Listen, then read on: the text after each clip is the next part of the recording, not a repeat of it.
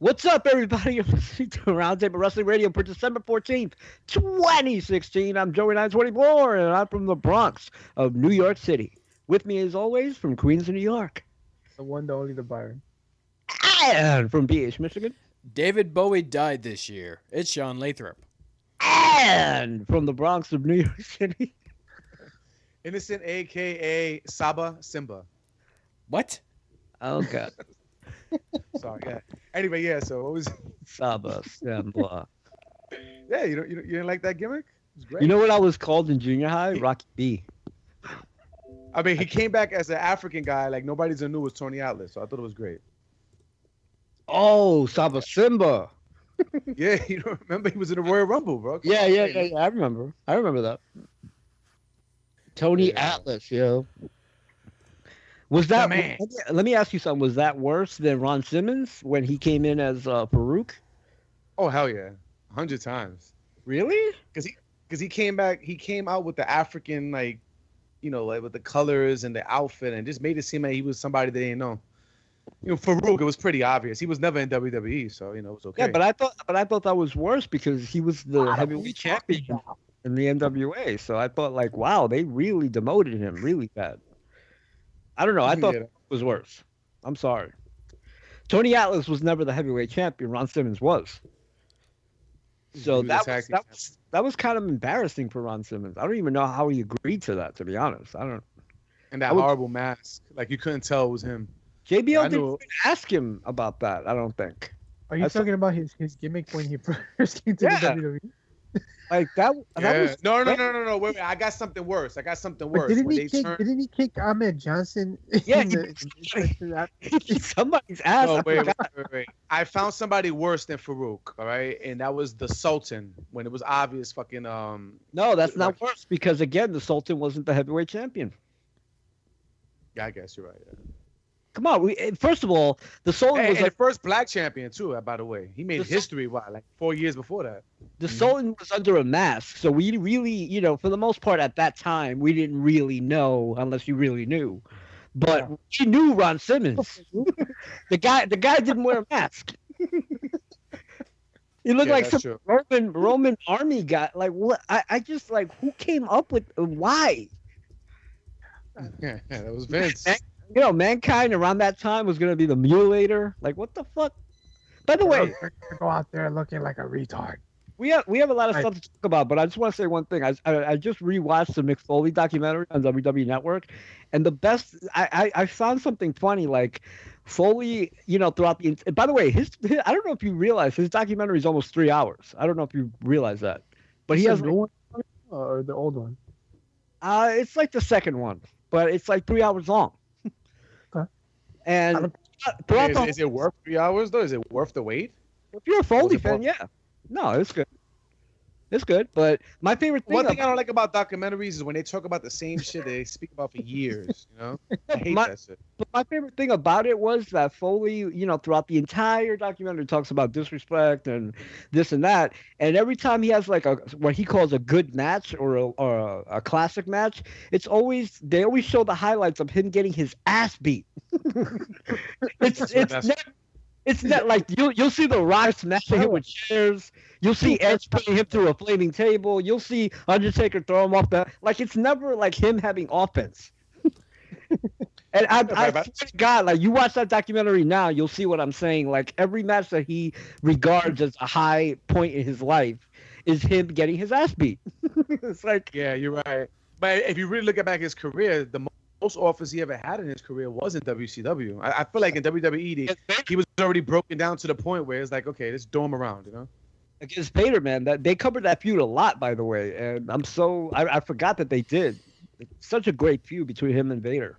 Like that's a very forgotten feud that happened in WCW, especially at a worse time in WCW. You know what's crazy? The only thing I remember about Cactus Jack in WCW is when he had amnesia. Yeah, because of Vader. That's only thing I remember from his WCW. I was a big Cactus fan of WCW. No, but I wasn't a WCW guy. I just one day clicked onto the shit and I saw it and I happened to bump into that. And I remember that sticking into my head because that's the only thing I remember from his I had the exact same thing happened to me with Cactus Jack, and the exact same spot. It was worldwide on Channel 2. It was like 1:30 in the morning on a Saturday night. Powerbombed him, right? Outside Yeah, of the table. he powerbombed, but he got amnesia, and then I hated ECW. People started telling me about ECW when I first watched it. I thought it was the worst garbage. I felt like Jerry Lawler. Like, I really thought it was the crappiest thing I've ever seen in my life because I was so used to WWE. And then Mick Foley came on ECW, and I was like, wait a minute, maybe I should check this out for a second. And then Foley got me into ECW. But I would have never watched ECW if it wasn't Mick Foley. And I knew Mick Foley because he was Cactus Jack. So I thought it was the worst garbage when I first saw ECW. This was like the early ECW where it was dark and you know, looked like TNA right now. TNA looks like ECW, except ECW was like in '93 and TNA is in 2016. So you go figure what's going on. We'll talk about TNA a little bit more. Oh yeah, there's a lot of stuff to talk about TNA actually. Oh yeah.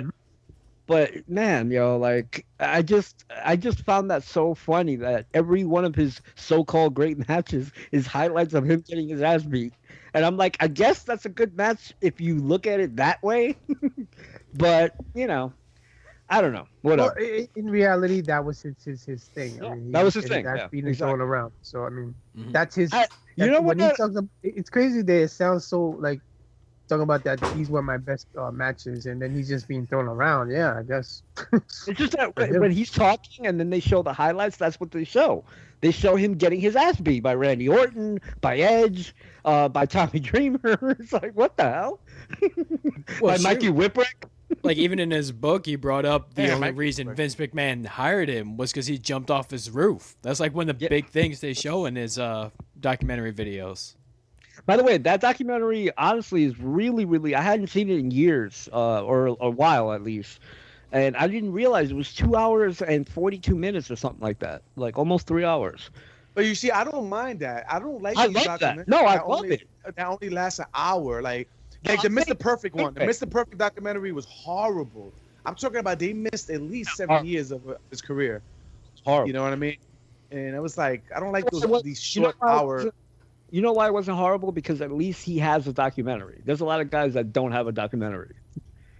So I can't say it's horrible. But I agree. First of all, I was saying the Foley 2 hour and 40 minutes because I'm saying that is a good thing. I'm saying documentaries on certain wrestlers should be that long all the time. It should be at least 3 hours, if not more. Exactly. They even had Jerry Lawler. Jerry Lawler's was even like an hour or something. Like, come on. That's like it. That's what you can't even cover Memphis in an hour with Jerry Lawler. No. You couldn't even cover the Andy Kaufman thing in an hour. And believe me, there's 2 documentaries that prove it. So, but anyway, one thing that bothers me about what's going on, I'm just going to say this real quick, and then we'll move on to all the stuff that we have to talk about, is that Sami Zayn, right? He's been doing this for a couple of weeks where he's been getting in Foley's face and Foley's been getting in his face. I don't like that they're comparing Sami to Foley because they are 2 completely different guys. And also very different styles. You know, the heart thing I get, but, you know, I am you and you were me. No, you weren't Foley and Foley wasn't you. I hate that. And the screaming and yelling at each other. Yes. What the hell was that about? 2 totally opposite fucking wrestlers talking about I see me in the mirror. That's just so stupid. That made no sense to me. Like, I'm watching, I'm like, you're not Foley and Foley's not you. You could, no. You are on opposite sides of the spectrum, dude. Like, no, I don't get it. I mean, I get the heart thing. I guess that's what they're trying to say, but nah, but it's nowhere near it. Foley did 1,000 times more things than fucking Sami Zayn ever did in wrestling. So, nah, I can't go for that. Yeah, me either. But so, what's up, Sean? What's going on the world of wrestling? Because there's a lot of stuff that happened. And before we forget it, I wanted to mention that Alan Thicke died, the father of Robin Thicke, who died at the relatively young age these days of 69. We also, since we're talking about pains, right? Yeah. Since we're talking about deaths, we also had former senator and one of the original astronauts that went to the moon, John Glenn, passed away the past week. That's right. Wow. That's right. One of the only 12 guys that can say that they left the atmosphere and walked on another planet. Sort of. I mean, It's the moon. I mean, I'm sorry, not another moon. Yeah, another thing. Another moon? How many moons we got? Let me know. There's a few. There's a lot of moons. Yeah, there's a lot of technically, moons. we're called a satellite. We just happen to name ours moon. Yeah. Fuck it. Like, for instance, Saturn, I believe, has like 16 moons or something like that. Yeah. There was another death that happened the last Saturn. week, but I cannot remember who it was at all. Yes. Yeah, me either. I've been watching that constantly the last couple of days about space. It's just fascinating shit. And yeah, so John Glenn passed away, and then Robin Thicke. For a lot of people today, they're gonna be like, "Is that Robin Thicke's dad?" But to to someone from my generation, that was, the father that I grew up with from Growing Pains, and also writer of many theme songs, and also a singer.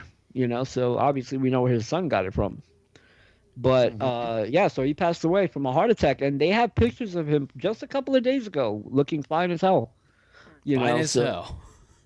Yeah, perfectly healthy. You would never know that he's about to die in a couple of days. It's crazy. But 2016 has been the motherfucker of all motherfucker of years for celebrity deaths and deaths in general. Well, not for Vader, because supposedly he got good news, but did he? Supposedly he said that he got a fourth opinion, and it may not be as bad as the doctors. The other 3 doctors has said something like that, so I don't know. He posted that on his Twitter. But let me ask you something. If you're in a situation like that, do you believe the 4th doctor because you want that to be the result? Yeah. I mean, I didn't really read deep into it, but he said a 4th opinion, which I'm guessing that's the only doctor that said, hey, they might be other 3 might be bugging out. But no, I would not. No way. 3 guys say the same thing, and then one guy says no. I don't know. I don't know. I mean, I hope that the 4th guy's right, but that seems a little odd to me that all of a sudden you get a 4th opinion and the guy says what you want to hear. Yeah, exactly. How old is Vader? He's like 60, right? Or maybe under? I believe he is 60. He was born in 55, so he's 61? 61. Yeah, that's relatively young. Yeah. But but for somebody that's almost 400 pounds, that's not, And he's had a rough life, like we talked about before. John Goodman's done it. I mean, he's definitely did a lot of crazy crap. I mean, he's been playing football since 75 and then pro wrestling a couple years after that, so. Yeah. But John Goodman has lived a long life fat. Right. Speaking of fat, we're not going to talk much about this just because it's a hilarious topic, though. It sounds like Chris Hero is coming back to the WWE. Yeah, I read that. Is that accurate? Do we know that that's going to happen? And if so, why? You know what's crazy? What was he doing in WWE? Because I don't remember him at all. He was in NXT. He was in NXT, yeah. Yeah, he was in NXT before it became NXT, really.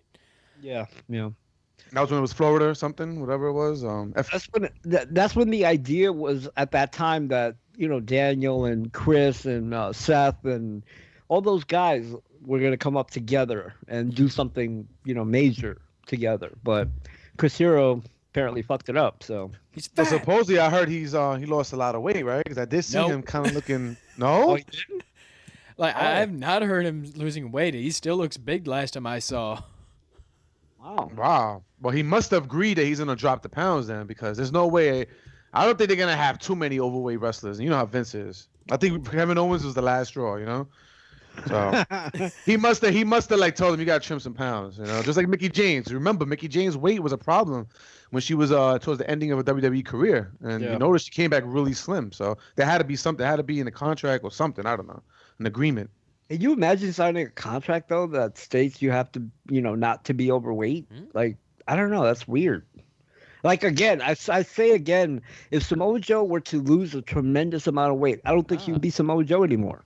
Yeah, he won't look right at all. He definitely lost weight before coming to the WWE, but we didn't lose Samoa Joe. Yeah, he still looks like Samoa Joe. Yeah, that's true. I think it's so impressive what Joe does and what Kevin does because of their weight, and I think it would lose its luster. I would really love to see that match, Samoa Joe and Kevin Owens. Really, I would really. Even Bray Wyatt. Bray Wyatt against them. They fought on NXT. Yeah, it was very fastly done and not very good execution on it. Yeah.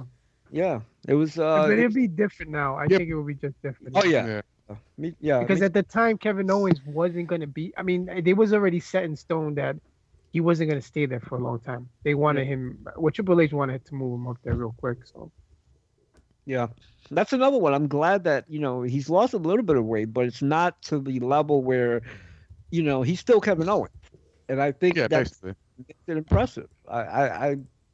I don't like the whole lose weight thing. I know somebody brought it up that he was hoping we're going to bring up in the show, and that is Kevin Owens pissing off the children. I mean, he's the best at everything. Yeah. Which is pretty ridiculous for a fan, a mother fan. Yeah. Hey, buy my shirt. What do you think? Don't buy my shirt. What do you think? What do you think is her agenda? Do you think she has an agenda, or she legitimately is heartbroken about this? Like, come on. She says, or she claims that her son, that it ruined the show for them. That's what she claims. Right.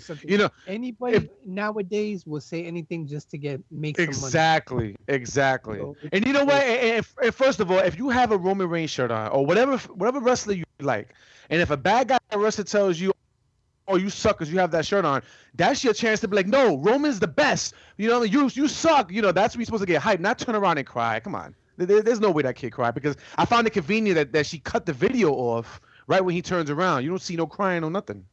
But she claims that he went into this cry attack after the video got cut off. First of all, I have a son, and if my son was at a show and Owens did that, number one, my son wouldn't cry. That's number one. You're gonna tell him Roman's the best, right? Joey doesn't raise no bitch. I wouldn't have to tell him that. Though. That's what I'm trying to say. I saw the kid. I thought it was like a little kid. It's not a little kid. Yeah. I'm a teenager. I wouldn't have to tell my son, "Oh, he's only playing" or whatever. No, my son would just be like, "Oh, whatever." But I don't like you. Or, he would fire back or whatever. But that's my point. Like, how the hell do you go to a wrestling event nowadays?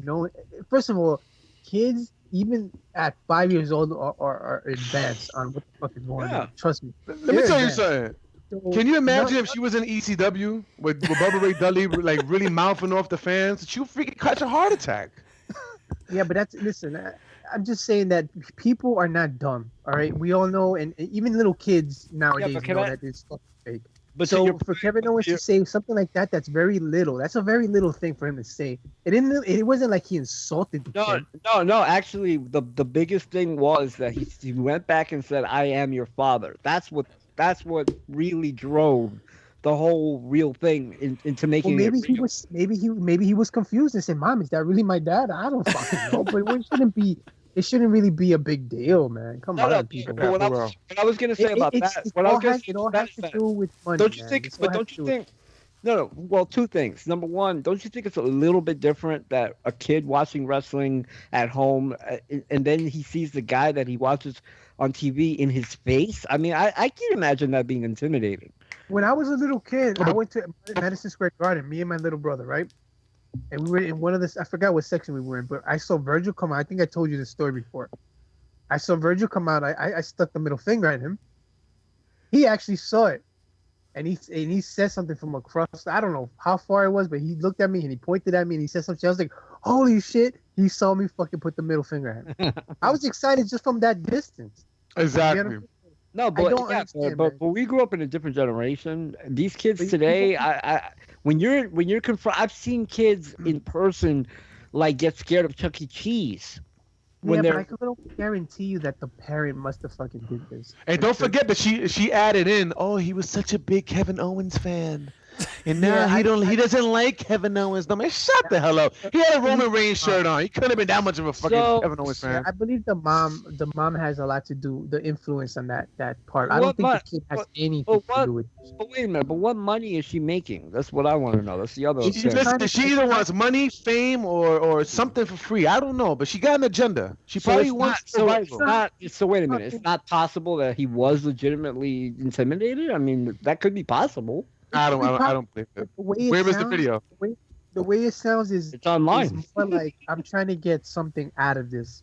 Like, you get what I'm saying? You insulted my kid. Hold on, but the video don't got him crying though, right? The video cuts off right when he turns around. A lot of things nowadays. Didn't cry.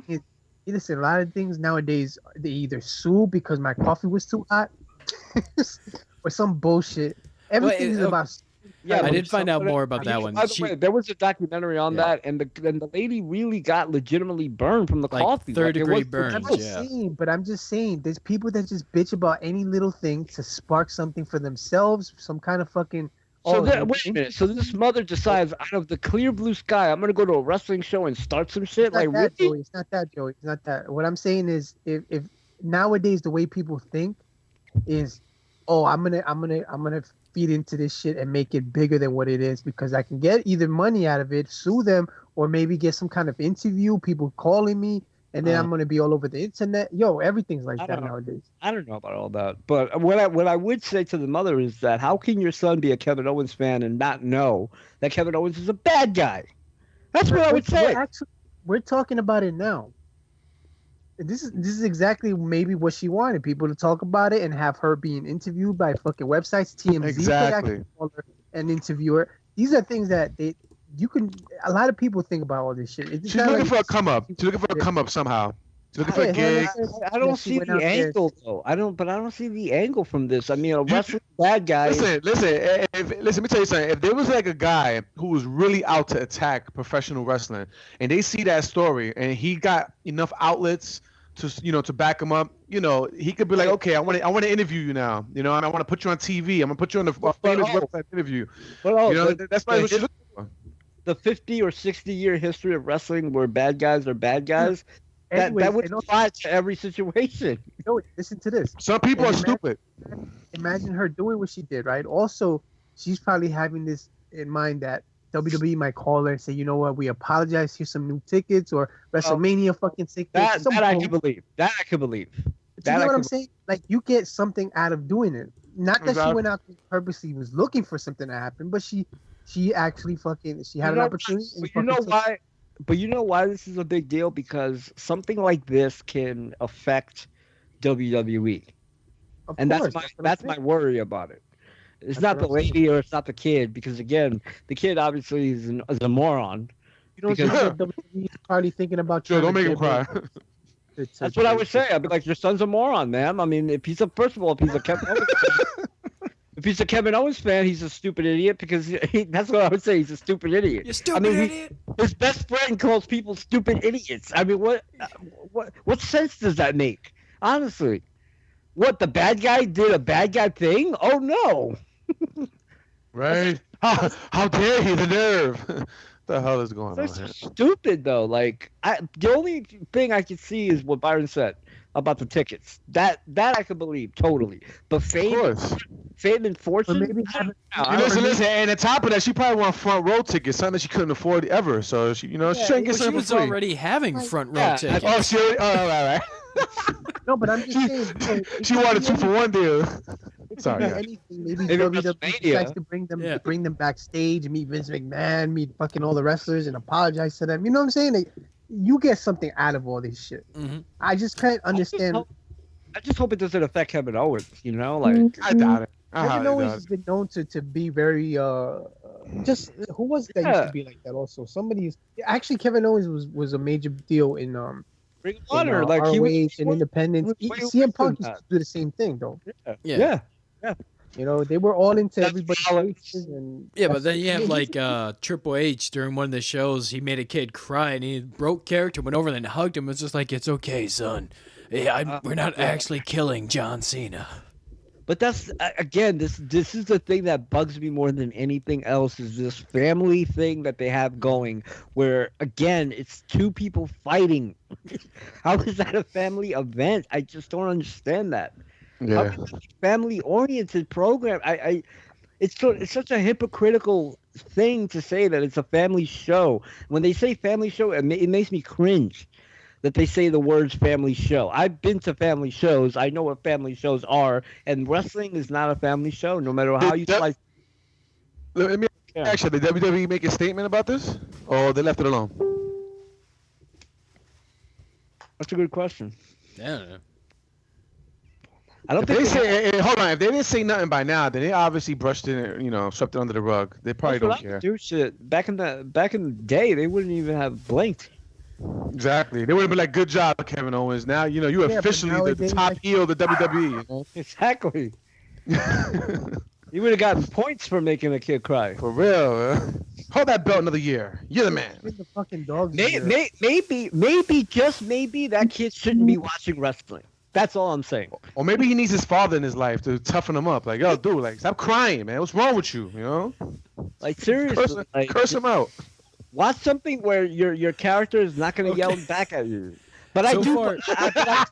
Right? Watch get the women wrestling about to come out on Netflix. Watch that shit. Like, don't. So far, yeah. Although the WWE has not made a response, Kevin Owens did make a response. He did make. His response, and it was a picture of him laying on the ground face first. A wrestler told my son not to touch him. I'm completely heartbroken. Well, not really, but if I complain, maybe I'll get free stuff. Exactly. That's exactly what she wants, man. She wants free tickets and she wants a backstage pass, man. Good job. Good. My new favorite wrestler right there. I need to start going to these shows and pretending that they did something to me. For real, I'm gonna record me cry on Snapchat. You know what I mean? So I can get me a free T-shirt, Ric Flair T-shirt and shit. I'm gonna raise holy hell unless I meet AJ Styles. Fucking horrible, man. I'm gonna take my son and be like, "Listen, you cry, you son of a bitch." Right? I'm gonna whip that ass.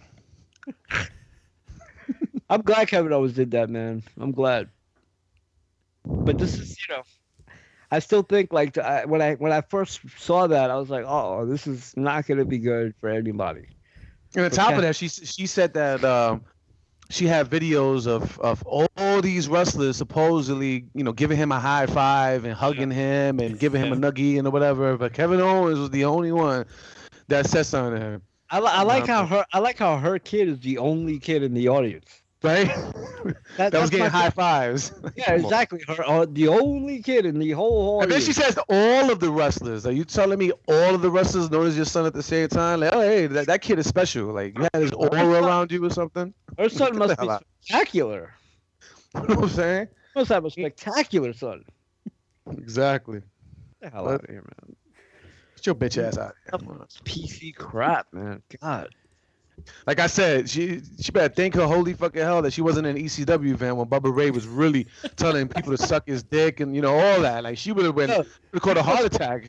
You know what's funny though? If you watch the documentary that I told you about, there are kids in the audience. Yeah, exactly, and they're fucking going at it with Bubba Ray Dudley. But this kid cried in the PG show, man. Get the hell out of here. Yeah, those kids would say fuck right back to them.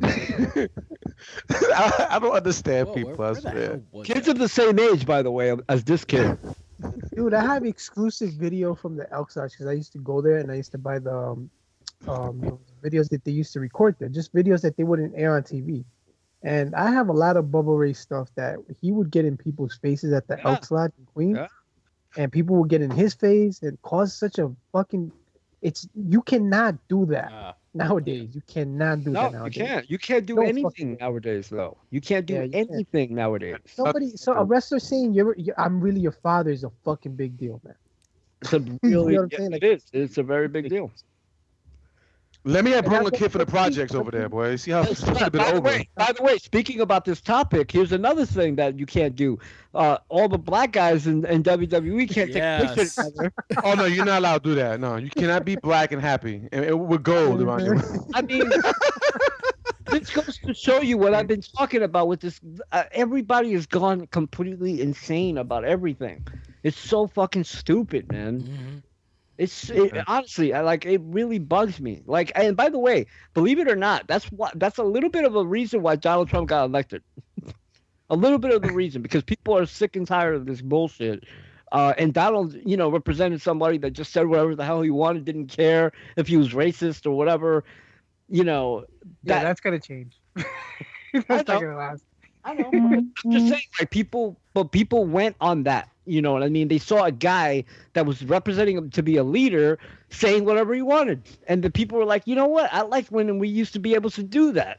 Like the 80s. The 80s was the last great decade where we really had freedom of speech, where you could walk down the street and say, hey, let's check out that nigga right there. And it wasn't a racial term. It was just, hey, what's up? But now it's like, what? What did you say, sir? It's like, calm down, dude. Everything is, and the picture of Sasha, the New Day, and who was it? The Cruiserweight Champion, Rich Swann. Yeah. Rich Rich Swann, Swann, most annoying person in the world. Yes. Who cut that horrible promo Oh my on god! SmackDown, by the Which way. one? Horrible. You saw the one tonight? No, I didn't even see tonight, no. I forgot today. No, it was yesterday. I'm sorry, it was yesterday. When Yeah, he, that's what I'm saying. when he spun around, he was like, "Swan is here," and then he spun around. Oh my god. Oh my god! Yo, I cringed, and I just put that face like, ugh, like I ate something nasty. I was like, oh Once my again, god, like, what guys the hell who is have that? guys who have ridiculous amount of talent but have no idea what era they're in. Sean, did you like that promo? Because you was one of the people really backing him. Was that promo impressing you? I mean, I'm still back TJ Perkins, but he's still doing video game puns. I kind of ignore main roster promos, to be honest. Yeah, I get it. I mean, it's sad that we got to focus on promos, but it's a big deal, man. It's just, damn, that was horrible, man. That was so bad. And then he had that smile in his face like he was saying some shit, you know? It was. Oh, God. By the way, my favorite dude right now is Jack Gallagher, man. That guy is. Yo, let me tell you that's- something. That. Please let me say something about that. That promo he cut was perfect. I don't know what it was about that promo, but it really reminded me of like William Regal when he was really like, it was perfect, man. He politely said things like, I'm going to kick your ass, but in a polite way. It was great. Perfect. I couldn't even ask for anything more. You know By the why? way, You want to know why that promo was so good? Because it was his own damn promo. It wasn't Exactly. somebody It was great. creating It was something great. for him. but I that really guy, hope that he keeps it up. I mean, That he's was been great. doing that exact same gimmick for years. That's what makes saw- the Jack Gallagher thing so amazing. if you saw tonight, right? Everybody's doing, like how everybody goes outside and does a dive.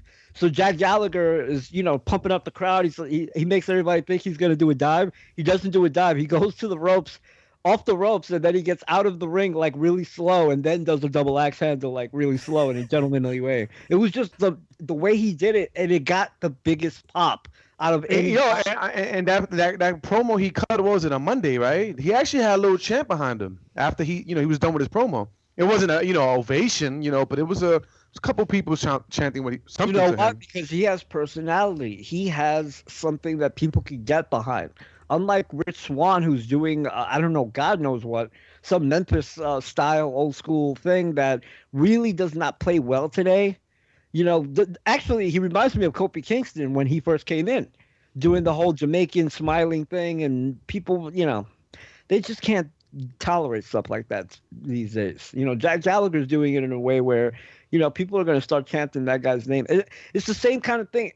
If you watch SmackDown, AJ Styles comes out with The Miz and Ambrose, and throughout the entire thing, AJ Styles chants. Throughout the entire fucking thing. And Dolph Ziggler comes out, no pop, by the way. Watch it back if you don't believe me. Nothing. Dolph Ziggler came out, nothing. And when they were all leaving, guess who got cheered? AJ Styles. The bad guy out of the whole thing. Even when Ambrose decided to hit his finishing move on what's his name, Dolph Ziggler, nobody gave a shit. Nobody gave a shit. Nobody. But with that being said, Dolph Ziggler is the #1 contender for the World Heavyweight Championship, and you know what? Even though y'all gonna probably give me a lot of backlash, that's gonna be a great match. I'm sorry, I know Dolph is gonna lose, but that's gonna be a great match. Good I'm match, really looking forward for that match. No, that was the first thing I thought. It was going to be a great match, but I didn't It's a care. good match, but I don't give a shit. Yeah. I don't care. That's the problem. I mean, listen, that's you have to look at it now like that with Dolph Ziggler. It's gonna be a great match. You're not gonna win, but it's gonna be great. Like that's how you gotta look at it. Oh, I just don't care. What if he did win, though? Because AJ's God, kind I of hope Exactly. not. He's not gonna win. Dude. I He hope literally not. went from I losing. think. Listen, let me tell you something. I think it was a waste of time in the first place, and I said this before. I'm not sure Right. on the show.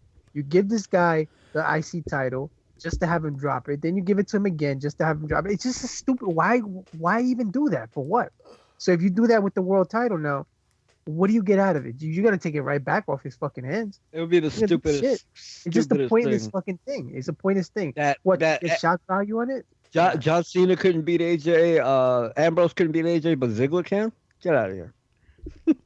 and again, when he came out there, it was crickets. I mean, I really was surprised. Like I thought, I didn't think he would get that kind of reaction. You I know, thought he'd get WWE some did a kind of great reaction. job. WWE did a great job of fucking him up. Yeah, they killed it. It's basically over. The only thing Dolph has to do now is just turn heel. He needs to turn heel. That's the only thing that's gonna save what's left of his dying career. Pretty much, if you think about everybody it. on SmackDown turned heel though. But that's pretty much the only thing you could do with Ziggler at this point, because nobody gives a shit about him at this point. Everybody's given up. Even if everybody sees him win the belt, there's nobody behind him. There's nobody behind him now. No. You know, underdog, but nobody is behind. But once again, though, if you turn him heel, like everybody's heel though. Like everybody's turning heel on that. Nah, because I think AJ is eventually gonna turn face. I think if those pops happen, so if AJ does turn face, which he shouldn't, then you know that's an opportunity for Ziggler to turn. Eventually he will. I just wouldn't like. Yeah, he will. You know, he has. Seth Rollins, he just sucks now. Like I don't like Seth because he's not that bad guy that he was before. Now it's a little bit more. He's more Roman Reigns like. Yeah, and not only that, but the Rollins report, like. I don't understand why everybody has to have a show. I mean, that was good when they were doing the joke on Jon Stewart, and that's where it should have ended, right after that. Yeah. The Rollins report. I was just like, what? And then nobody's in the ring. And then, honestly, and let's be honest, man. You know, nobody gives a shit about this supposed Shield reunion. Oh, nobody's popping for them to come people out. were popping. It's really not that. I disagree about that. Yeah, people were popping tonight when you had the New Day, the Shield, and the Bullet Club. Tonight? Yeah, I didn't see. I didn't see the Tribute to the Troops. Tribute to the Troops had a segment in the back with AJ and the Club, the Shield, the Bullet Club, and the New Day. So you have these three trios that people have been loving for years, and you just heard the crowd go nuts at that possibility. Not only that, but Survivor Series tells you everything you need to know. People went crazy for this. Where was the NWO in DX? I was more wondering where the Wyatt family was. Where was the Freebergs? Yeah. Because they usually be fucking like putting these guys in there out of nowhere. Like, okay. Where was the Guerreros? They're dead. Oh. I don't think that the Shield, if they were to like reform them, is going to be as big as it once was. So I guess I don't have to ask where were the Von Erichs. I mean, they got 3 people alive, so maybe. But that's a definite no on the Von Erichs, right? Yeah, pretty much. I mean, that's why I brought up the question last week. But I mean, if they brought back a trios title, because they have so many trios they could work with right now. Nah, don't do that. I think. I think if they did it, it would have been before the brand extension. Because right now there's just with this rosters being split, there's no point. I don't understand why Gallows and Anderson are on Raw. Yeah. But that eventually, let me tell you something. I think that's gonna change, and I'm gonna tell you why. Because AJ right now I'm sure he has a little bit more stroke now behind the scene, because I know Vince is really into him, you know. So he could be a possibility. This guy talks to Vince, hey, can you bring these guys up here? You know, we might have something for these guys to do over here. You know, who knows? But I don't think these guys are doing anything good on Raw. But you know, they are starting to look a little more stronger in matches though. Like on Monday, I felt like they looked really good. You know, but who talks about the opening match? Nobody, but you know, they're looking more and more like, you know, like something, even though they're not winning. I don't know. I don't think it's as late as it is for Dolph Ziggler. You know, I feel like they're still less. They're less than a year in. You know, not like that, but they made them look like fucking clowns. And on top of that, you have them wearing sweaters for Christmas. Come on. Like, that just doesn't make any sense. Ugly Christmas sweater. Yeah, it's supposed to be the Bullet Club, and they're rocking Christmas sweaters and with a smiley face on. That's cool. Yeah. And for some reason, I can't get over Luke Gallows' like hard accent with no personality when he talks, man. Thank God Carl Anderson cuts him off a lot, because I will say, though, come on, nerd. I will say he can. This is bad. He at least could take those Sheamus blows, because he took every single one of them. Oh, shit. He's wrestling with guys like Nakamura. You can take a Sheamus for a little bit. Remember, he used to be the Colossus. I mean, come on, you know. No, I'm just saying that if you watch a lot of Sheamus matches, a lot of guys, they start covering their chest after like 3. Well, I believe you, but if you're a guy like Nakamura, Carl Anderson, and Luke Gallows, and you wrestled in Japan for about 4, 5, 7 years, you can take a little bit of Sheamus. Yeah, I just thought it was cool. I just thought it was cool because a lot of guys are covering up or or trying to get out or whatever. Gallows just stood there and took it, man. I was just like, yeah, that's impressive. That's Gallows kept impressive. saying, "Do it harder. Come on, you can do it." Hey, yo. Whoa, buddy. I like that, but yeah, you can't have these guys wearing Christmas sweaters and stuff like that. Yeah. That's gotta stop. Man, That's just ridiculous, man. What the fuck?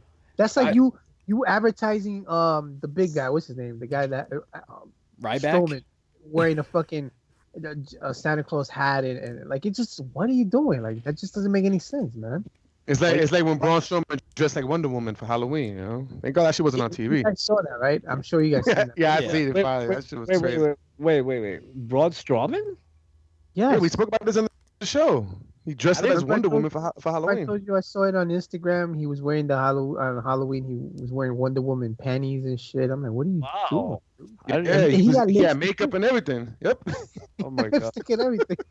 So yeah, thank God they didn't do that shit for fucking Raw Halloween, man. That would have been horrible. I I'll want to try to get the picture and post it up. Baby. Before Yeah, we get please. too far away from the tag team division, I want to talk about this because it was the Oh, biggest let's thing coming from Monday, and that is that the streak is officially over after really two great triple threat tag team matches. Yeah.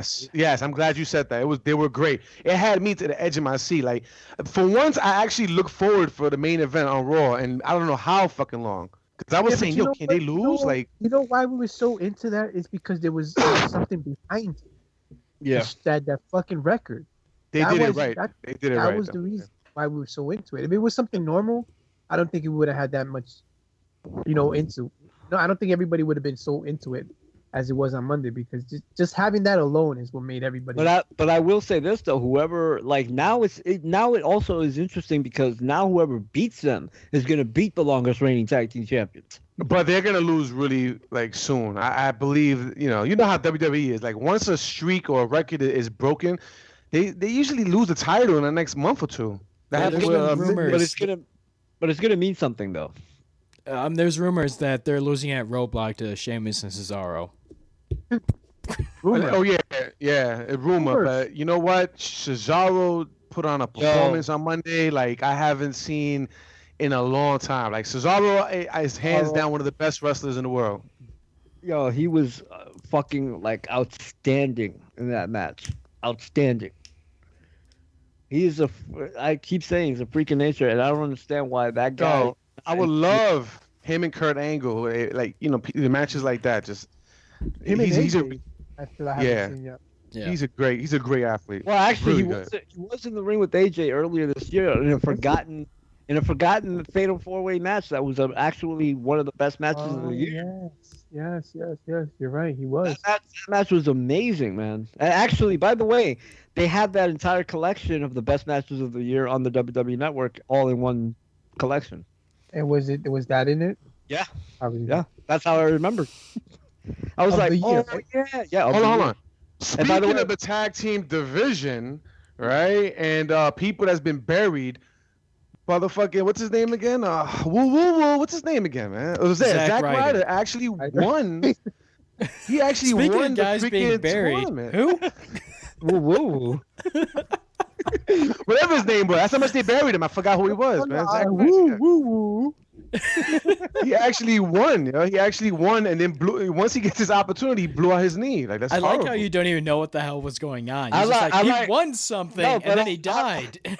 No, but I like how fate intervenes in our side. No. I know what he won. They won for the #1 contender shot. I had like a little writer's block, but he won. It was a great moment, and then he blew out his knee. Like what the hell happened? Like it was Yeah. like, no, you're gonna be a loser. You're not winning. Like But we're that gonna always happens watching to him, though. That always happens to him. When he wins, he just gets injured, and I was like, oh, what? Back on the shelf. Damn, like, like this he's a- guy's, he's a he guy. gets no break, man. This guy really, he's probably begging the office, please give me another chance, and they gave it him. He fucking blew out his knee. Like that's horrible. I mean, rumor Yeah, is but that I'm sorry, man, but I thought that was going to be the Ascension's moment. And when Zack, Yo, was- yeah, I was like like, that guy looked good for the session. He was fucking everybody. You know who I thought was gonna actually take it? man. You know who I thought was gonna win it? I thought it was the Fandango team because you going up against the Wyatts. It got to be a fucking a good guy team. It has to be. It can't be a heel team versus heel team. I already saw that coming. But nah, man, get I did not Ascension think and it the was that Wyatts would right. have been awesome though. I think that Huh? would have been awesome. I said I would have loved to have seen the Ascension and the Wyatts. Oh no, don't get me wrong. I would have loved it too, but I knew it was not going to go that way. They were not going to do a heel team versus a heel team, especially the way they look against the Wyatts. I just thought the dude from the Ascension looked so dominant. I was like, finally, gonna do something. And Zack Ryder won. I was like, fuck, man. And then I wake up. And I wake up this morning. I woke up this morning. I was like, yes. Yo, Sean, you was gonna say something? Oh, Because technically the Ascension should get it because he was the last guy in there. that's true. That is true. Just to They relieve, might do it. just so we have more tag team fun stuff. Kofi Kingston, he's right now sitting at 860 days as of this episode for longest combined days as a tag team champion. He is on set to possibly break both Mr. Fuji's and Billy Gunn's record for 932 days and 952 days for combined reigns as a WWE tag team champion. Wow. So at least he has something. Well, he's already got the longest reign. Just when you thought he was a bum, he got But something we to all talk know about. that we all know that he's black, right? Wait, Oh yeah, what? yeah. And They might- we know now more than ever. just for that picture, they might fucking break that streak for him. You know how petty WWE is. I mean, Kingston's got a bit of a Hall of Fame career now, especially with the tag team record. And before that, it was kind of Hall of Fame. with the tag team record, it pretty much solidified it. Before that, it was an all right career, but I maybe think not New there Day, yet. New Day has a probably hold up, but I don't know about him. Like him as an individual, I don't know. It's kind of hard. I mean, But then again, we have a lot of people that's way less deserving than the Hall of Fame now. So I mean, he's I guess. a 5-time tag team champion, 3-time United States champion, 4-time Intercontinental champion. As we already said, third longest in combined days in tag team division, and now the longest reign as tag team champion. So I don't really go by championships, how many times you have it. It's all about how long you had it. To me, that's how I look at it. But, the tag team championship, for sure. yeah, It I mean, deserves it just off that. it's going in there. Yeah, New Day might be going in, but I feel like Kofi's making a better argument the more he's sticking around. I mean, if there was they do the Raw Fallout, you can see it on YouTube, and they're asking Big E, Kofi Kingston, Xavier, how they feel and all that, and Xavier and Big E literally said 2 years ago, me and Big E were about to be out the door. That we were likely going to be released from this company. Kofi was going to keep his career. He'll be fine. But us two were going to be fired. And then they gave us a shot, and we ran with it, and we became this. So, I mean, that is really looking true, back. though. I really thought Xavier was definitely going to be fired. I mean, he even brought up his debut when R-Truth said, here's Xavier, some guy with a mustache, or whatever. I remember he had the girls, he had the whole somebody call my mama thing, and I was like, uh-oh. Somebody call my mama. That was his theme song? He was coming out with the girls at first, like Naomi and the other one, Cameron. Yeah. And he was doing the whole, he was doing a little bit of a similar Apollo Creed, but, as Xavier Woods, and I was like, I don't know if this is gonna fly. I remember the shows that we did at that time, and we were like, oh man, this is not it. This is not it for him. We weren't too happy with Xavier Woods. We knew he was talented, but this definitely saved him. That's for sure. And Big E is another one. So Yeah, because around that time he was getting squashed by Rusev, Big E. You already know he was out the door soon. yeah, that's true. It saved all of them, really. Mm-hmm. I would say especially Kofi because he was, headed nowhere. But he was... Yeah, but Kofi was still kind of around that time. Like he beat Randy Orton. He would lose 100 matches. He would do a trick in the Royal Rumble. He would do a trick in the Royal Rumble. I felt like they were gonna keep him around just for that Royal Rumble thing. Honestly, Kofi Kingston 2014 is Dolph Ziggler 2016. He's gonna put up great matches but lose every time. Yeah. He would lose like 1,000 matches. I mean, it's the truth. It's horrible, but I've always been a fan of Kofi's in ring work, always, but just had no personality. And now he does. Yeah, hopefully it sticks whenever he goes to a singles career. Yeah, because that's my question. What happens after this? Because this is not something that's going to continue for a couple of years. I mean, if anything, I feel like Xavier is going to go on to be a Universal Champion. But Really? What? yeah, I think he's going to be the name that pops out of the New Day the most. He's going to be the big guy. Yeah, maybe Universal Champion. Yeah, I'm thinking about the WWE Championship because that championship really don't be Calm shit. down, calm down. Hey, we're not definitely. talking world title. Xavier Woods isn't main eventing with AJ Styles anytime soon. Even though they could put on 5-star matches together. Oh, for sure. Xavier Woods, yeah. They really Yeah, would they put on would. 5-star matches. 5-star. Yeah, well, AJ could. Yeah. Well, AJ could have a great match with almost anybody. So. Yeah. Xavier could go, man. I mean, that's for sure. Yeah, no, he could go. Yeah, that's for sure. Go out the door. I'm just kidding. He's gonna go out the door after that picture with those black guys. No, they're And gonna probably listen. That's too I'm much almost black. So, yeah, I'm not 100% sure they're gonna tell these guys, listen, they're not gonna really get in trouble, but they're gonna tell them, don't do shit like that. This is why we gotta be careful what we post. But that is getting in trouble though.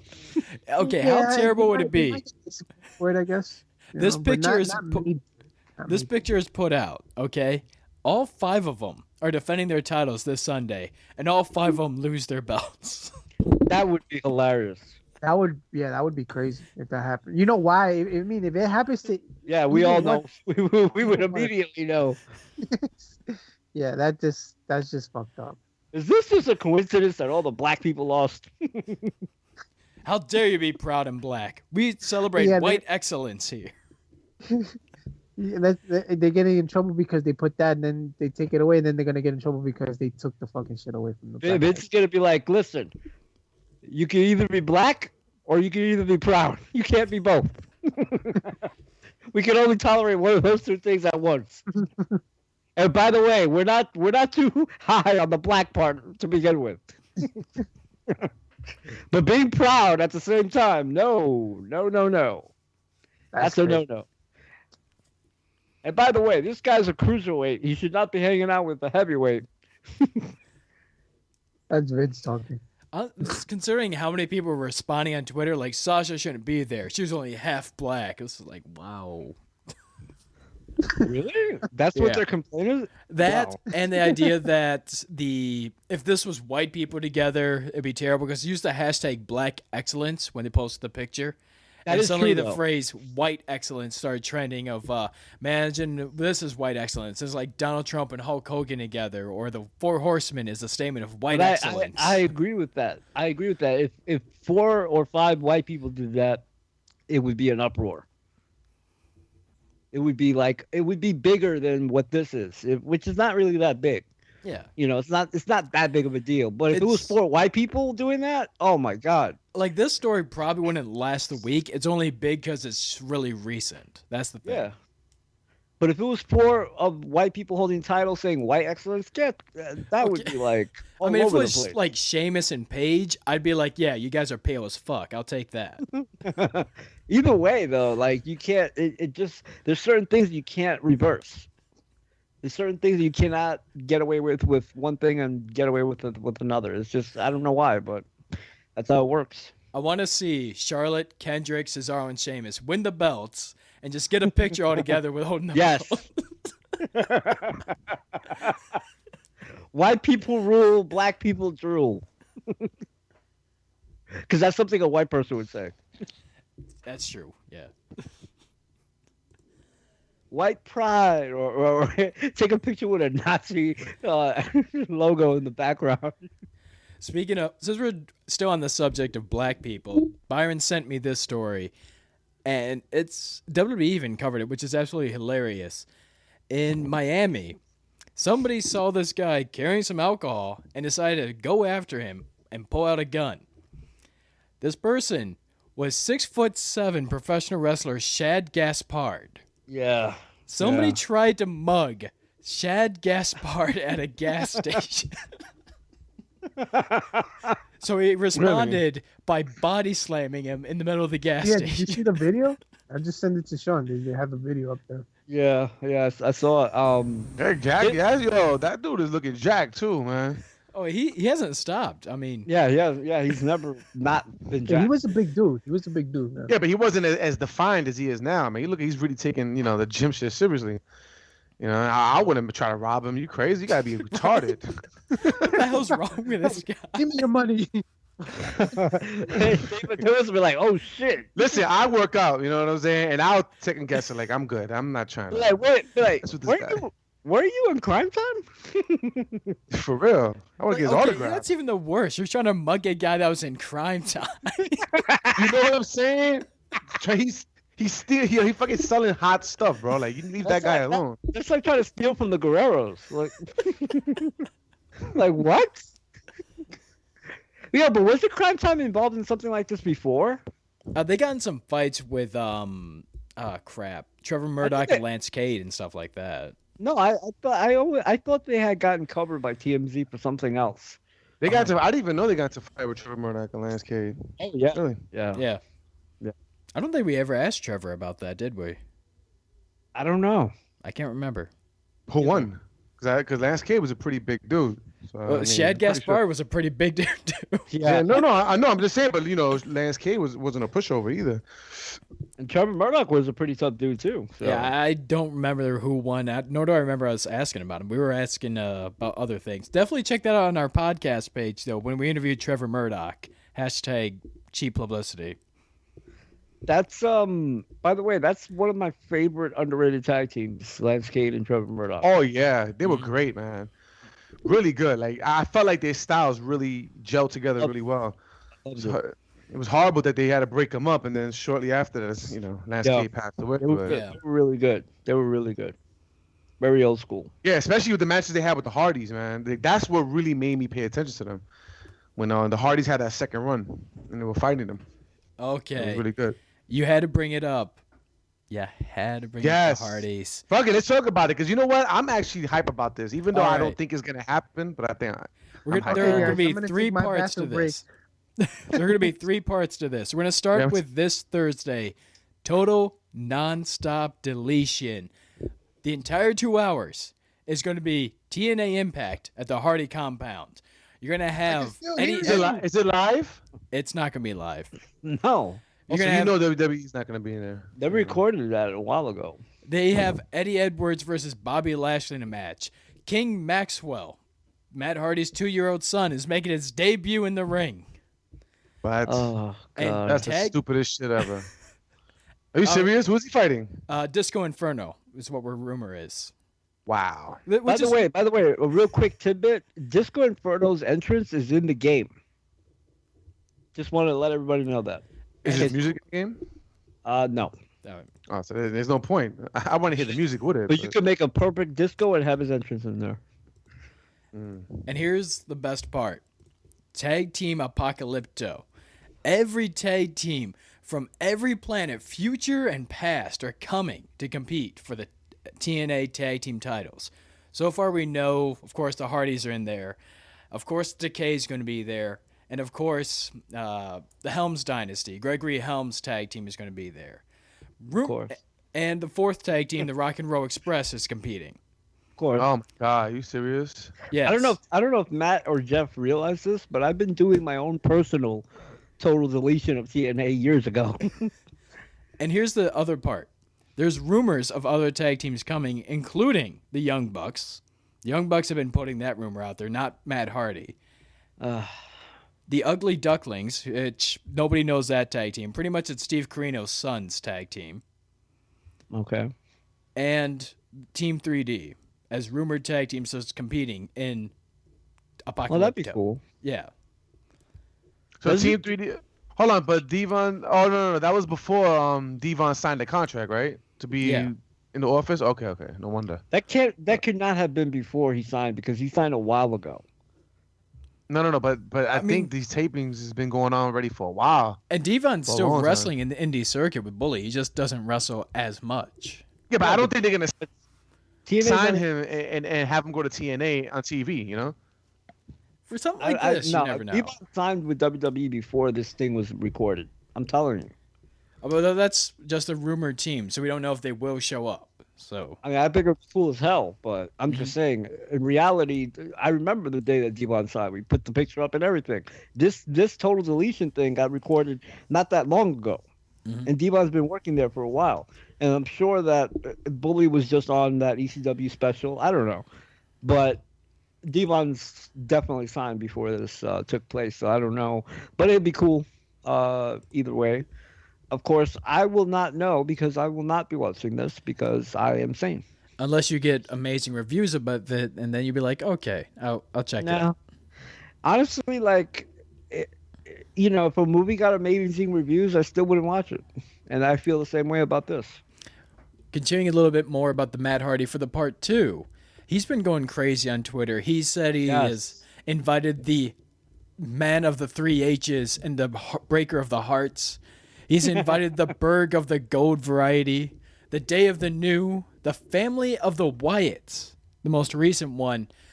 Statement of his starting it. I formally invite Meek Mahans, #Smackdown Live Champs, the family of Wyatts to total nonstop deletion. Our universes must collide. #Apocalypto. Bray Wyatt. And I'm going to try to do this in the Bray Wyatt voice. You know where to find us. You know what I think? I think they're just trying to set it up for when the Hardys finally come to WWE. But Matt Hardy did respond. Matt Hardy did respond. I do. And if Brother Nero and I have come there to make this mandated war happen, we will. We are destined to collide, family of Wyatt. Which comes to part 3, February, is when Matt Hardy's contract with TNA officially ends, and he's already said he's not sure if his vessel will stay in TNA or return to WWE. Oh, he's going to WWE for sure. Oh yeah. I mean, if he is not gonna that gimmick is red hot. There's no way he's gonna do it in a dying company. The only reason he would stay in TNA is if WWE won't let him do the exact same thing. Exactly. That's what I was gonna say. It depends on WWE's offer. It all depends on that because he will stay in TNA if WWE doesn't give him a good offer. So. He doesn't want to burn ties over there. But I will say this, though. First of all, I hope not just Matt, but I hope Matt and Jeff, because I think the Brother Nero thing would be awesome in WWE, too, along with the Wyatts. I think it would give the Wyatts something really juicy to do and vice versa. So I hope, But here's my question, by the way, about TNA. Last week we talked about this company buying them. Does anybody know who's running TNA? Like, who actually runs TNA? Like, who makes the matches? Because that's my curiosity. I want to know who's running the matches. I'm finding that out right now because last I knew, Dixie was in control. But as far as, like, their actual president or person that's in full control. Yeah, like, that's the one thing I forgot to ask about because, like, okay, we know a company bought them and they're financially responsible, but who's doing the matches? Who's deciding who's the champion? There has to be somebody doing that.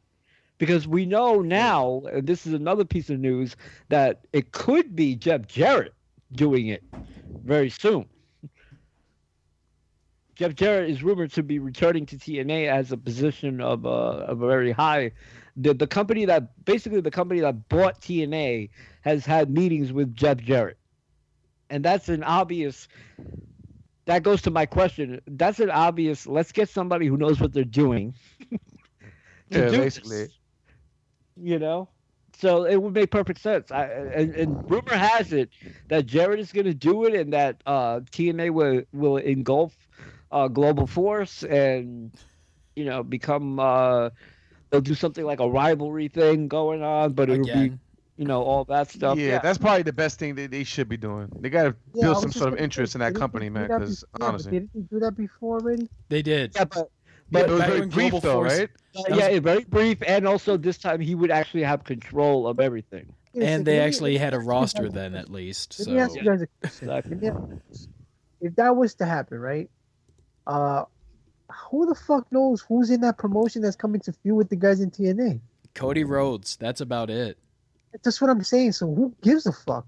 Cody, you mean? Nobody gives a fuck, but I would feel more comfortable with Jeff Jarrett back at the helm than I don't think he should at the helm right now. Why? I'm gonna tell you why. I'm gonna tell you why.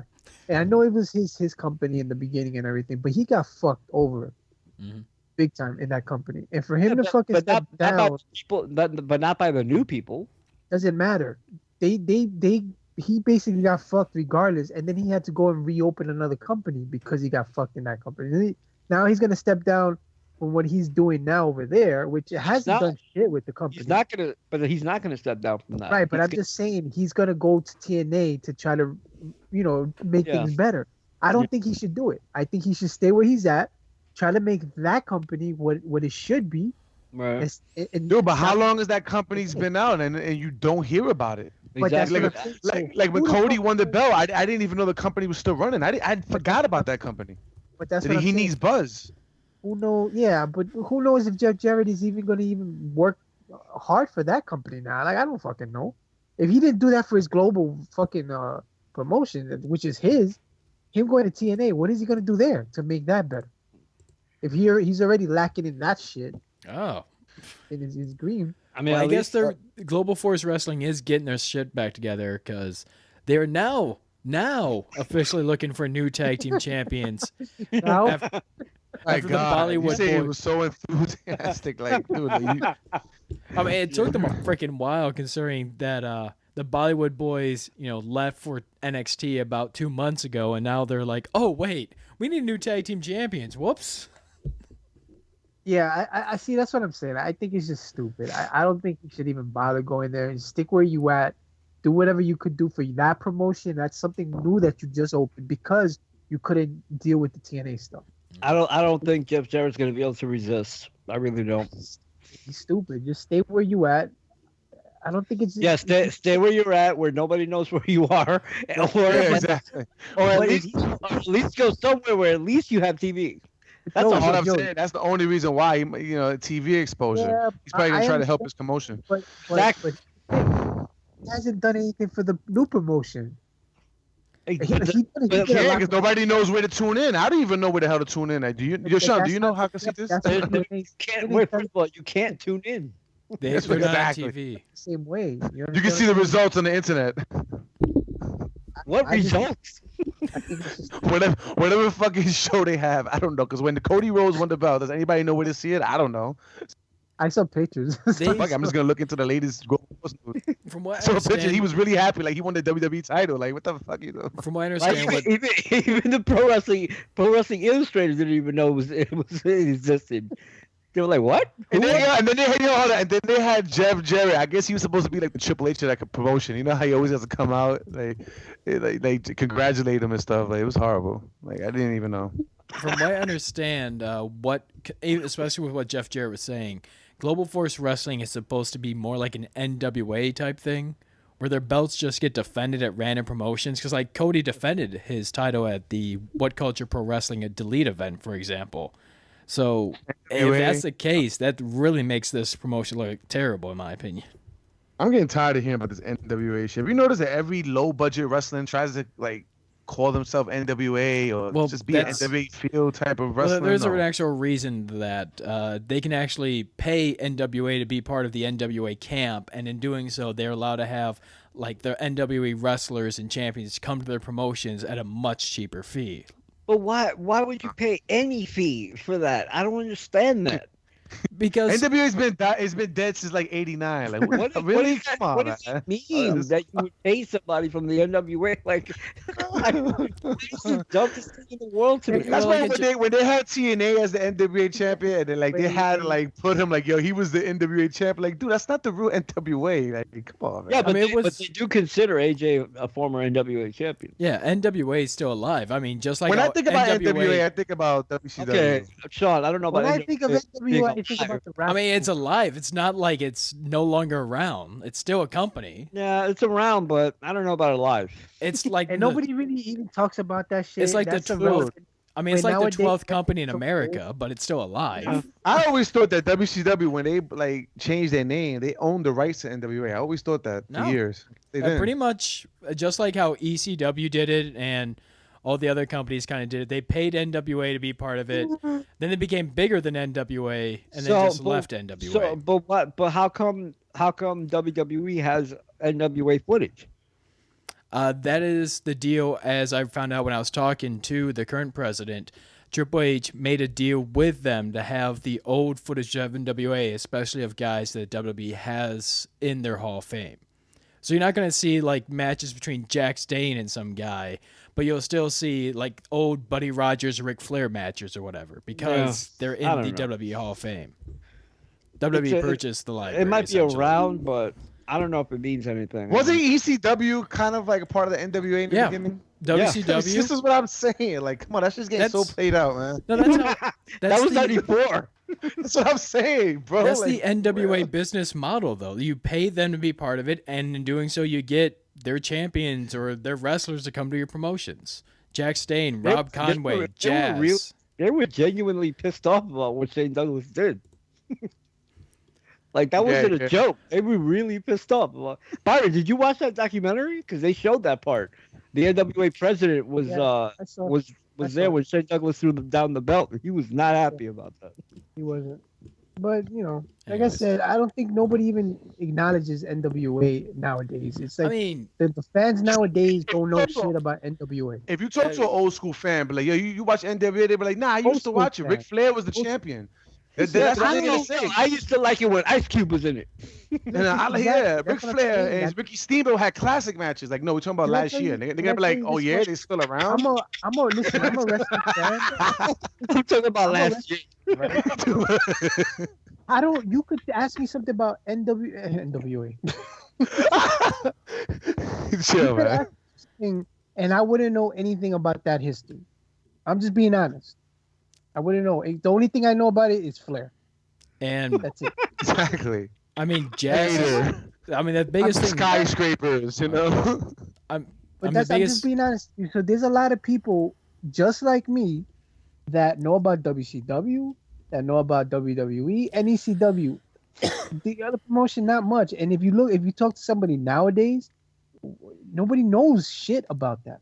So I can't understand why somebody would say, hey, can I use that, please? I'll pay you. Like, it just doesn't make any sense. I mean, at one point, that makes no sense to me. At one point, like around 2011, when there was the Adam Pearce Colt Cabana feud, that was when they were really, coming back because Adam Pearce was a hell of a name. And then NWA said, because Adam Pearce wanted to drop the belt to Colt and he go on his own little career. But however, NWA's board of directors said, no, we do not want Colt as champion. So Adam Pearce and Colt Cabana in their final match in their best of 7 series dropped the belt in the middle of the ring and just left and said, we don't want to do anything to do with NWA. And they have not been able to recover since. Really. And a lot of people throw a lot of dirt on it too. Like, it's like nobody wants to be part of that shit. It's like, why you want to pay money to take it? But didn't you hear what Sean just said? The board of directors. Right. Wow, they stick. What board of directors? Like 2 people in a fucking in a lawn chair and a fucking foldable table. Let's break it down. Talking about NWA business. Well, let's break it down for you. Like when you had WCCW and all those promotions back then, that was a board of directors because they would actually meet. The 5 heads or the 6 heads of the families would meet or whatever. But you're just board of directors. Let me put it to you like this then, okay? You have a wrestling promotion, and your name is... No, I know. World Fantastic Wrestling or whatever. I know, and then I would pay...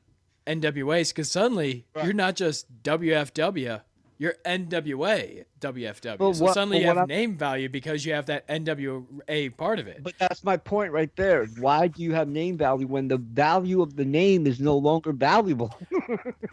Just like how TNA, it's really just like how TNA is still that value. name is not valuable at all. I don't know why anybody. They would have had a TV deal right now if it was still holding weight. They still have a TV deal. No, if it was valuable, WWE they have a TV deal. WWE would be paying them. No, I'm talking about a real TV deal, right? We're talking about local cable television. I don't know, the cooking channel at 3 a.m. You know, we're talking about prime time here. You're gonna cook that was ECW. That was ECW.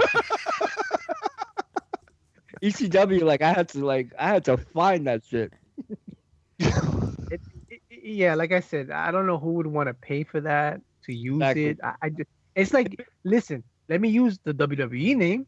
or a WCW name or something that's recognizable. I'd rather use TNA name, man. Fucking TNA. Honestly, that's hard. Actually, the title from Japan has more recognizable value. That's what I'm saying. It's like Now that's what you call a recognizable name. WWE even mentions it. But like, you would say that you are holding the same belt that Ric Flair, that AJ Styles, that Dan Severn held. Okay, but that's not true though, because once again, when they switched from the NWA to WCW, the title went with it. No, the NWA still recognized them as champions. It's still that belt. It wasn't until TNA left. That's in their got their mind. own That's belt. in their mind. Exactly. That's my point. In their mind, AJ Styles held the same belt like Ric Flair did, but it's literally the exact same design, the exact same belt. I know what you're saying, Sean, but I'm talking about in the title history. If you followed wrestling at that time. Wait, what you mean exact same design? You talking about the big belt? You talking about the big gold? No, not big gold. I'm talking about like the one Dusty Rhodes was holding. Yeah. That title design they still use. But okay. That title is still being used to this day.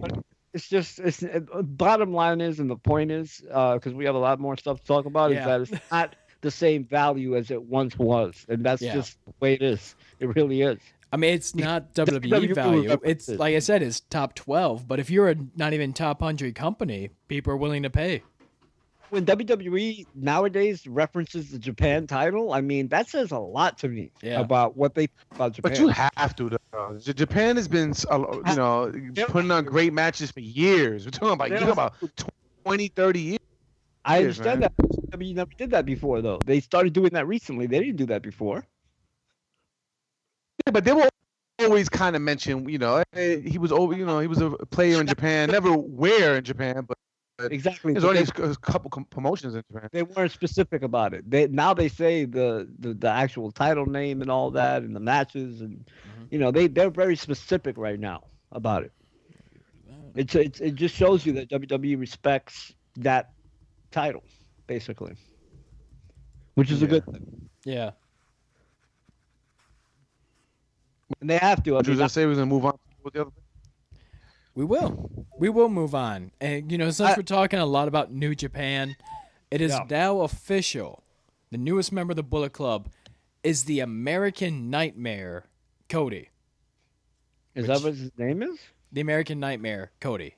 Because his father was American Dream, American Nightmare. And, oh, God. I mean, he's no longer the Prince of Dark Matter, so it's a huge upgrade.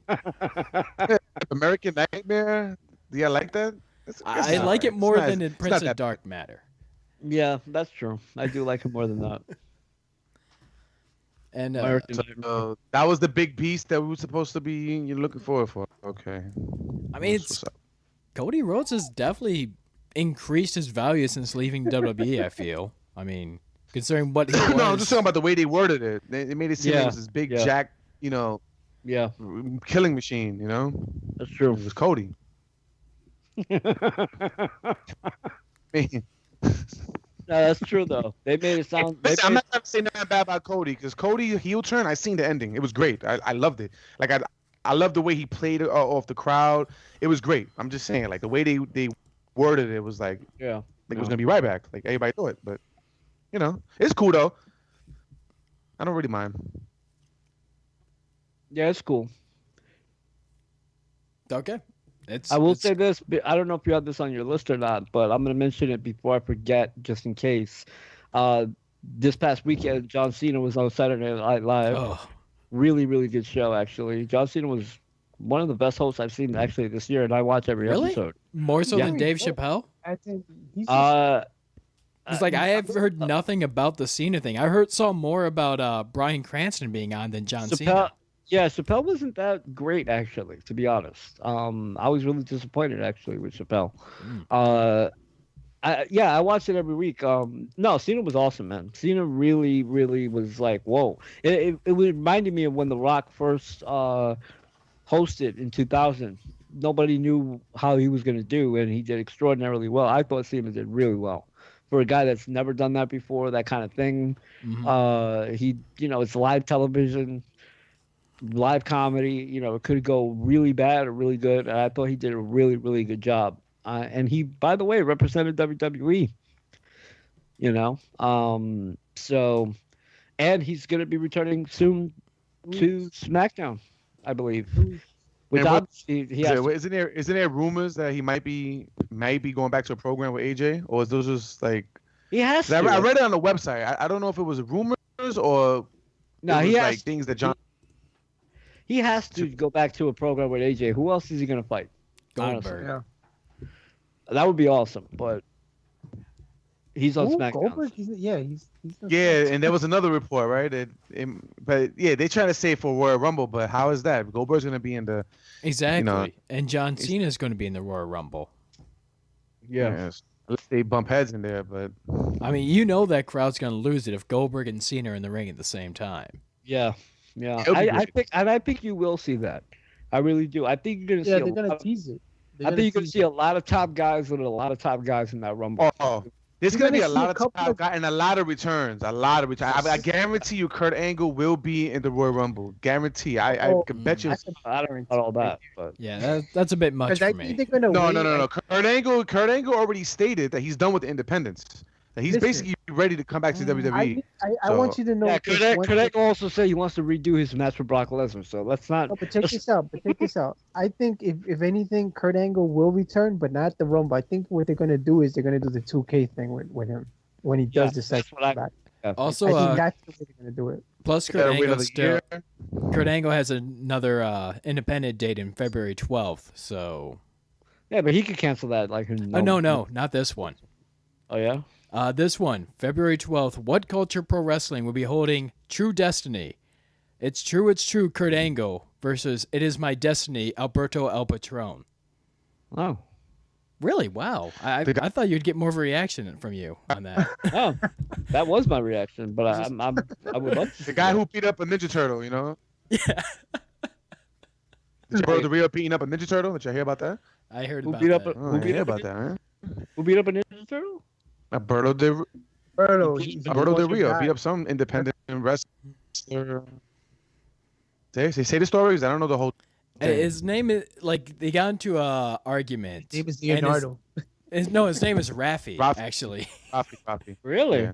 And they got into an argument. Alberto Del Rio and him got into front of the audience, like just outside the locker room or whatever. And Del Rio just beat the shit out of this guy. Wow. Yeah, because I think he Yeah. tried to grab Paige, right? Yeah, bro, the Rio claimed that it's because he groped on Paige or something like that in front of him. Oh. Yeah. You see? Once again. Did you see the interview though on TMZ with Paige and Del Rio recently? They were on Team Z? Just now, just like a day ago. Wow. They interviewed them And they what asked is it? how they feel. The guy he beat up is in a tag team. No, but they didn't even mention Oh, sorry, that. go They what they said is they talked about the Donald Trump thing, and what do they think about Linda joining him? And you hear Paige going, I love Vince, and they were being real like funny about it, but then at the same time they were trying to show a lot. Like Del Rio was saying, no, I respect Vince. You know, if he ever runs for president, I think it will be good. And Paige is like, I love you, Vince, I love you, and like, you know what I'm saying? But it was something like. Yeah. Like, you know, it was just a little, you know. Yeah. I don't know. I But don't know too- about the whole situation with. But too much like a it's little sucking funny. up. Yeah. But well, apparently, what is it? Alberto Del Rio, the guy he beat up, is in a tag team where they like mimic Ninja with Turtles, Leonardo something like that. and Michael Yeah. Yeah. It's It's- supposed to be like a Ninja Turtles, and it's pretty It's stupid. Rafi, Mikey, and really Leo. brutal. Well, you know what? But just on that basis, I'm glad Alberto did. Yeah, for real. Yo, dude, you gotta And he keep beat it up real. Rafi. That's supposed to be Raphael, the one that's supposed to be a thug. So People was great. forget that Alberto's a real legit guy. Like people Yeah, don't yeah, no, realize that. That's why I'm excited for that Kurt Angle match. Holy. Yeah, that's gonna be good. That's No, gonna be I Before actually no. I'm MMA shocked though. Like before. I thought you would Oh, yeah. react to it a little bit more because I know Del Rio was your guy. And Kurt Angle, yeah. Yeah, but I would if you were telling me that this was gonna happen at Royal Rumble, but a show that I'm not gonna watch. That is true. That is true. You're not Yeah. gonna see. But they will have it on YouTube for sure. I mean, 'Cause they- I know that They stream it on YouTube, so. Yeah, they'll Yeah, they'll- I don't know what's wrong with your mic there, but something's going on. But I agree with Byron, 100%. or something's going on with your thing over there. We can't even understand you. But Kurt Angle with the 2K is the way I think he'll come back. Unless it's a legit like surprise. I could see. Don't get me wrong. I'm not ruling it out at the Royal Rumble, but it would be one of those surprise moments. Like, wow, that would be a surprise. Like that would be a genuine. But I do see Undertaker in the Rumble. All the top guys, I do see in the Rumble, and I do see, Cena and Goldberg being in there at the same time, or they're gonna throw Goldberg a lot of the guys that he's never been in the ring with just to see the reaction he's gonna get. Because Cena will definitely guarantee you and maybe Taker, maybe if you're saying Taker will be in it, even Taker will be maybe that guy. I'm sorry, I definitely think Undertaker will be in it. Just remember the Alamo. That's all I gotta say. I think all the top guys. And by the way, speaking of this subject, Shawn Michaels made it very clear, though. He could be, saying it just to say it. But somebody asked him about AJ. He said, "I don't even know." He said, "Nobody's ever contacted me about this. I didn't even know about this." He said, "I love AJ. I love AJ. He's a good guy. He's an honest worker, but I'm enjoying retirement." Now that's a very subtle answer, because it could be, "Hey, don't say anything," But I tend to believe. I haven't heard anything. I don't know anything. I work in the WWE, but I don't hear anything. He said, but then he goes on to say, "I'm flattered that I'm brought up like every week." How do you know you're brought up every week if you don't know about this? Exactly. You know what I mean? Like, it's just, I don't know. I don't know whether to believe him or not, but he has to have heard about this. There's no way he did not hear about it. It's been pictures of them. Poster. That they made of both of them. That was a fan make, actually. Yeah, but it was everywhere. Come on. AJ probably didn't bring it up to him. You telling me that Kevin Nash probably didn't mention it? Exactly. Like I mentioned earlier, by the way, Kurt Angle did say he wants to redo his match with Brock Lesnar. I don't know, Kurt's going to have to. For what? I have no idea. I think that's his least. That's his least thing to really do. I mean, he should not. I think you really want to go in there and go at it. Both those matches was great, man. I don't know why you. But I think he should really go. I mean, first of all, I don't think he's trying to say he wants to fight Brock. He just wants to fight Brock again. Yeah, but I don't think that's going to be his first thing. I think he wants to get in there and try those new guys that he's never been in the ring with.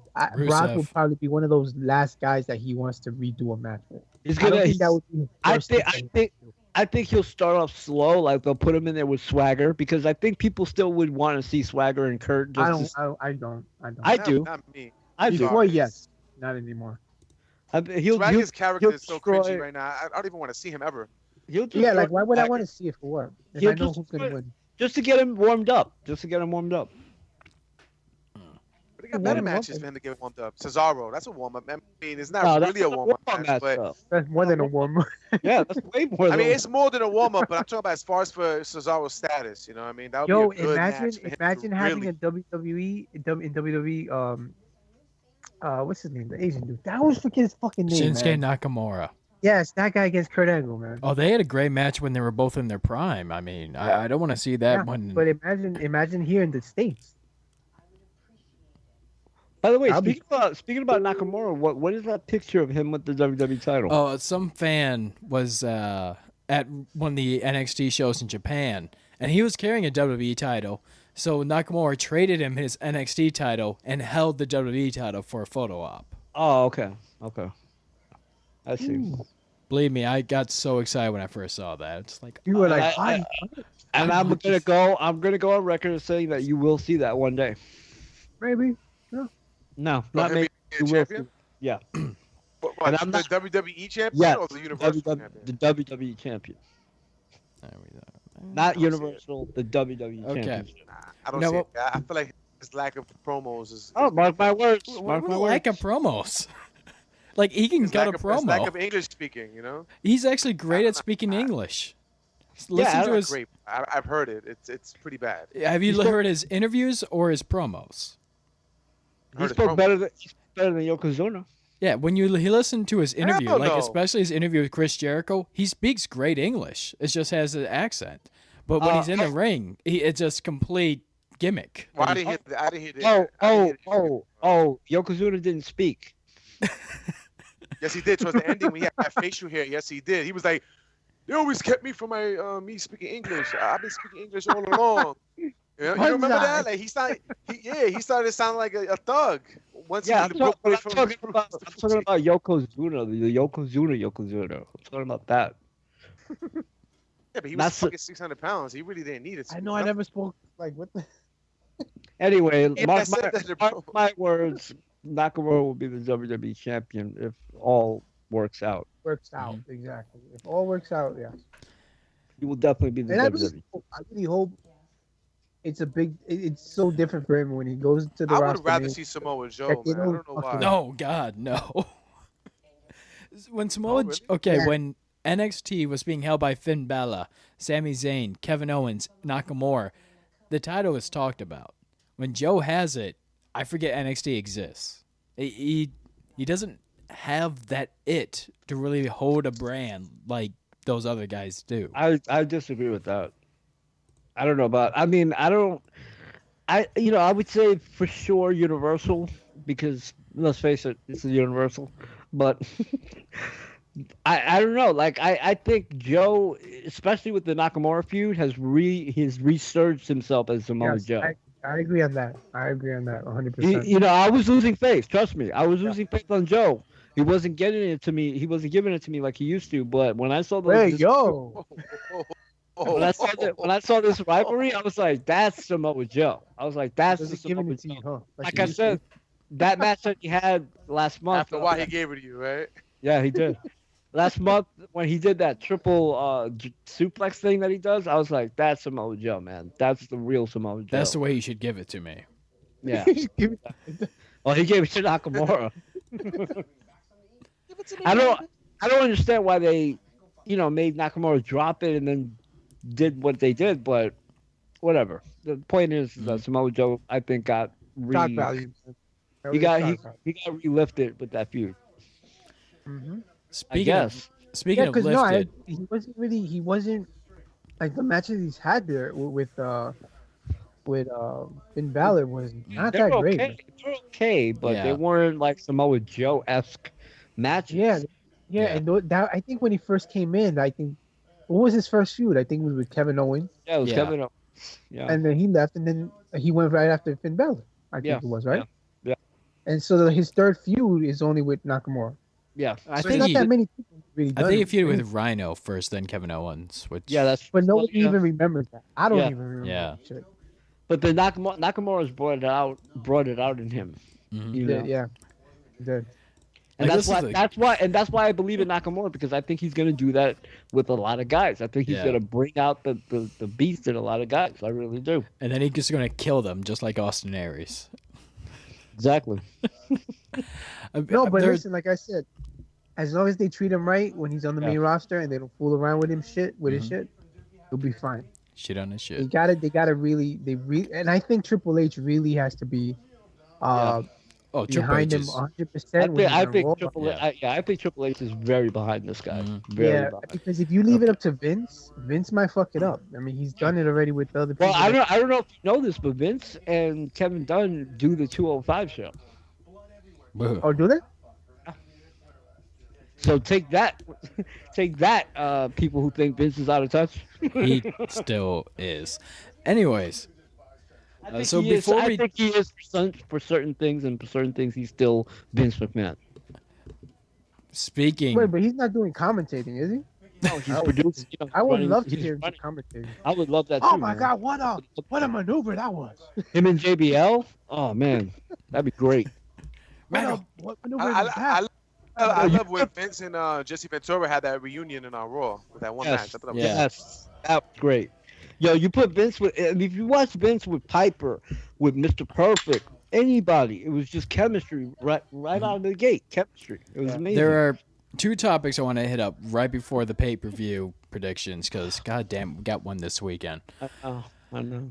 Number one, WWE has recently signed 4 women to their roster. 3 of them indie women: Evie, Princess Kimberly, and Heidi Lovelace, fantastic talents. But the 4th one, once I know you guys are more interested in, and we were talking about her not too long ago. Mickie James is officially... You okay, Byron? the hell? Yeah, Mickie James has signed a contract, and she's gonna be on SmackDown, right? Yep. SmackDown Live. I thought, by the way, speaking of real quick, I thought Sammy was about to go to SmackDown, and I was so happy about that. He did. They're Did- trading her for Eva Marie. No, they're not. Yeah. Wait, who's going to SmackDown? No, Foley said you're gonna fight Braun Strowman, and we're not trading you. The trade was null and void. He said there was never a trade. Which He I just thought was want- funny when he said Eva Marie's name, though. They were fucking going to laughed. trade That was the only Sami time Zayn Foley. for Eva Marie? Yo, No, it was funny. Dude, the it was way a- he it said was it, he a was like, joke. he said somebody with equal value. Yeah, Somebody yeah. was just as good as you, and he said, "We're gonna trade you for Eva Marie." Yo, that shit had me dying. It was a joke on Foley's part to get Sammy to get angry, and he said there was never a trade. We're not trading you. He said I wouldn't trade you for anyone. It was Basically, still funny. I really Wait, thought he with meant the same like, value. damn. I was happy though because I wanted Sammy to go to SmackDown, and then he was like, "No, you're gonna fight Braun Strowman." And I was like, "Fuck, we're gonna just see what I thought we were gonna see, and that's Braun Strowman." Because they're not. Whatever. We'll talk about it on the pay-per-view part, but Yeah.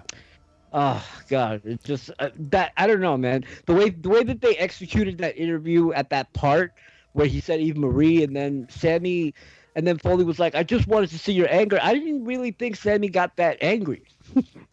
Like I thought, if he would have shoved Foley on the floor or something like that, then I would have been Foley could have been like, "All right, that's what I was waiting for," But I don't know. I thought it was poor execution on that. And then Eve Marie, people couldn't even buy it. They're like, Eve Marie. I believe Yeah. that. Yeah. It was so stupid. It was just very, very poorly done. Speaking of poorly done and women, we're going to talk Donald Trump. Okay. Because Donald Trump has been appointing people left and right for his cabinets, including Yes. WWE founder, CEO, whatever the hell her position is, Linda McMahon is in the Yeah. Donald Trump cabinet. Oh yeah. I heard about that. That makes it more likely that the fucking Vince McMahon's gonna be in the office in the future. As you could imagine, there's already rumors of Donald doing something at WrestleMania, and I'm being dead serious. Yeah.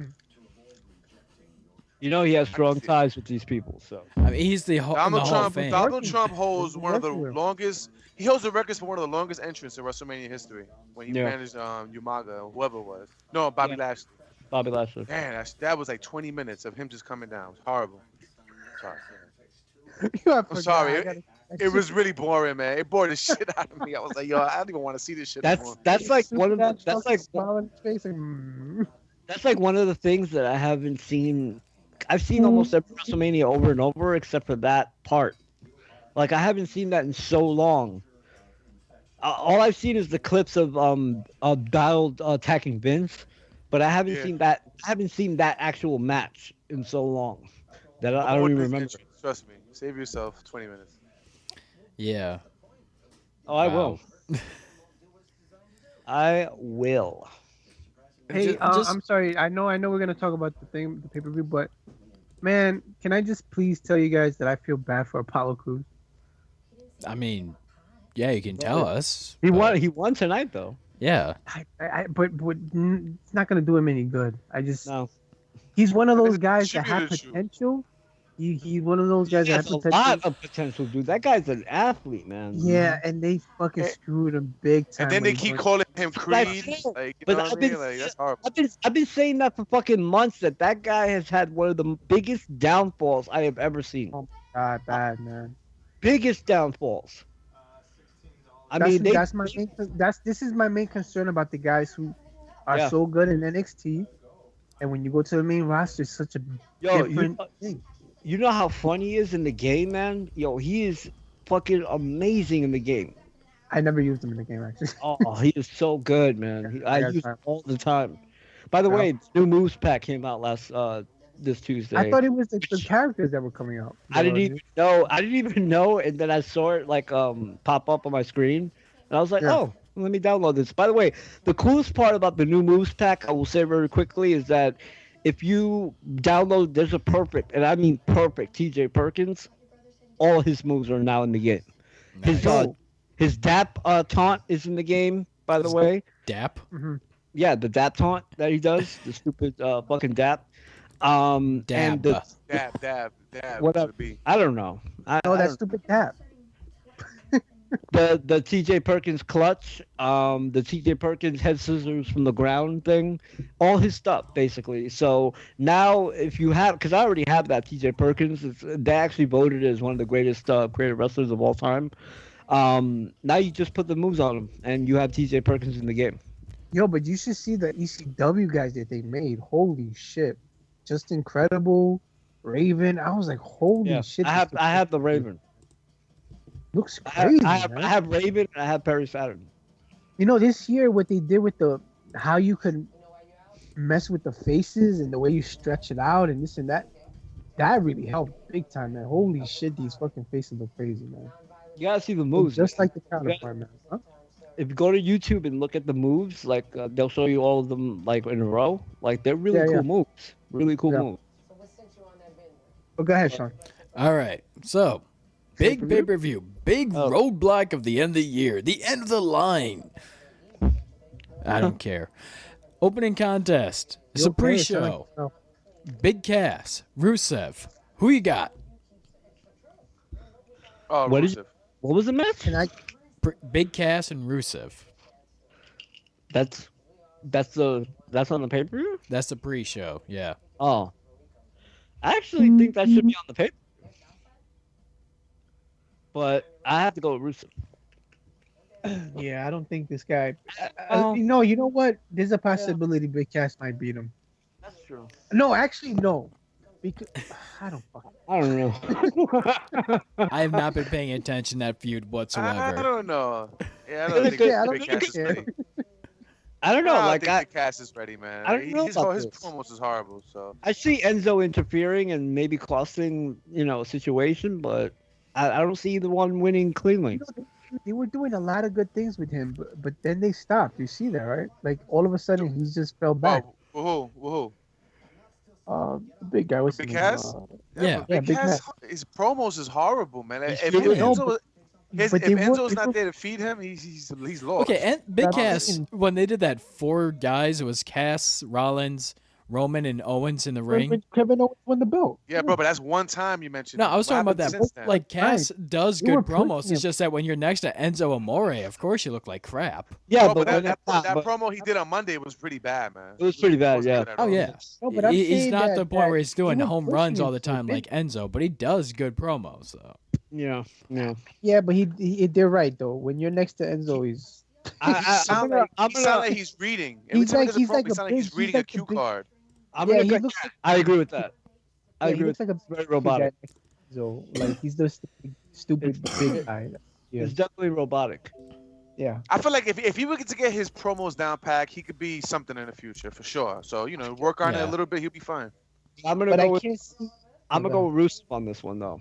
Yeah, I can't see them actually squashing Rusev because he's the guy who's beating up his little boy. So I think he's just gonna dominate this guy, beat him up. So I'm gonna go with Rusev too. I don't know why they would give the win to Big Cass. It just wouldn't make any sense. What are they gonna do with? Well, it would make sense because he would get revenge for Enzo, but but this feud is gonna be dragged out. I can see it because they do that. That's why for nothing. But that's why I think Enzo's gonna interfere and maybe cost Big Cass the match. That's a possibility. But him winning him 1, 2, 3 easily, nah. Yeah, exactly. I agree with that. I agree. You cannot have a squash match to. I don't think you can have a squash match on either one. Yeah, I mean they had a match earlier this year. That's how Big Cass got in that Fatal 4-Way. He beat Rusev, but Rusev was injured at the time. So. By the way, they consider this doing something with Big Cass feuding with Rusev. Yeah. Vince McMahon's very into this feud. I'm going to go with Rusev winning this. Is big on freaking Big Cass. That's why I was like, damn, I don't know. Are they really going to fucking have this guy lose or he's going to go over Rusev? It's one of those things that it's kind of... I don't think he should go over Rusev right away because Rusev is more established, and I mean, if they do bring it up, I mean, Rusev lost when he was quote-unquote injured when he wrestled Big Cass. So. Right. I mean, he just feuded with Roman, so I don't know, man. This is a tricky one. we've never debated a pre-show match before. This pre-show. But you know what? I can't believe the pre-show match is. Match, though. But at least there's a little bit of unpredictable, whatever that word is, behind it. Yeah, the pre-show match has more interest than some of the main card matches. But don't you think that this should be on the pay-per-view? Because I think this should be on the pay-per-view. But what would you drop though? I don't know. What other matches do we have? Well, we'll bring up that question as we go into the next match. Braun Strowman versus Sami Zayn in a 10-minute time limit. Who you got? That's a pre-show match. Yeah. Wait, would you say Braun Strowman and who? Sami Zayn in a 10-minute time limit. What? He's got 10 minutes to beat Braun Strowman. Sami Zayn. I think Sami Zayn's gonna finally win. No, he's not. He's not gonna win. He's gonna last the 10 minutes. I don't think. Maybe he'll last 10 minutes of his ass getting beat up, and he just exactly. He's gonna get finished, but 10 minutes is up, and that's it. We're covered in blood, hung upside down, everything. Yeah. He's gonna survive. Yeah, because he'll be covered in blood. Sure. That's gonna happen. It's a little over exaggeration, bro. I mean, he's no chance in hell he's gonna be on top. If he was covered in blood, the match would be stopped like 17 times. Then 10 minutes is open and he wins. So.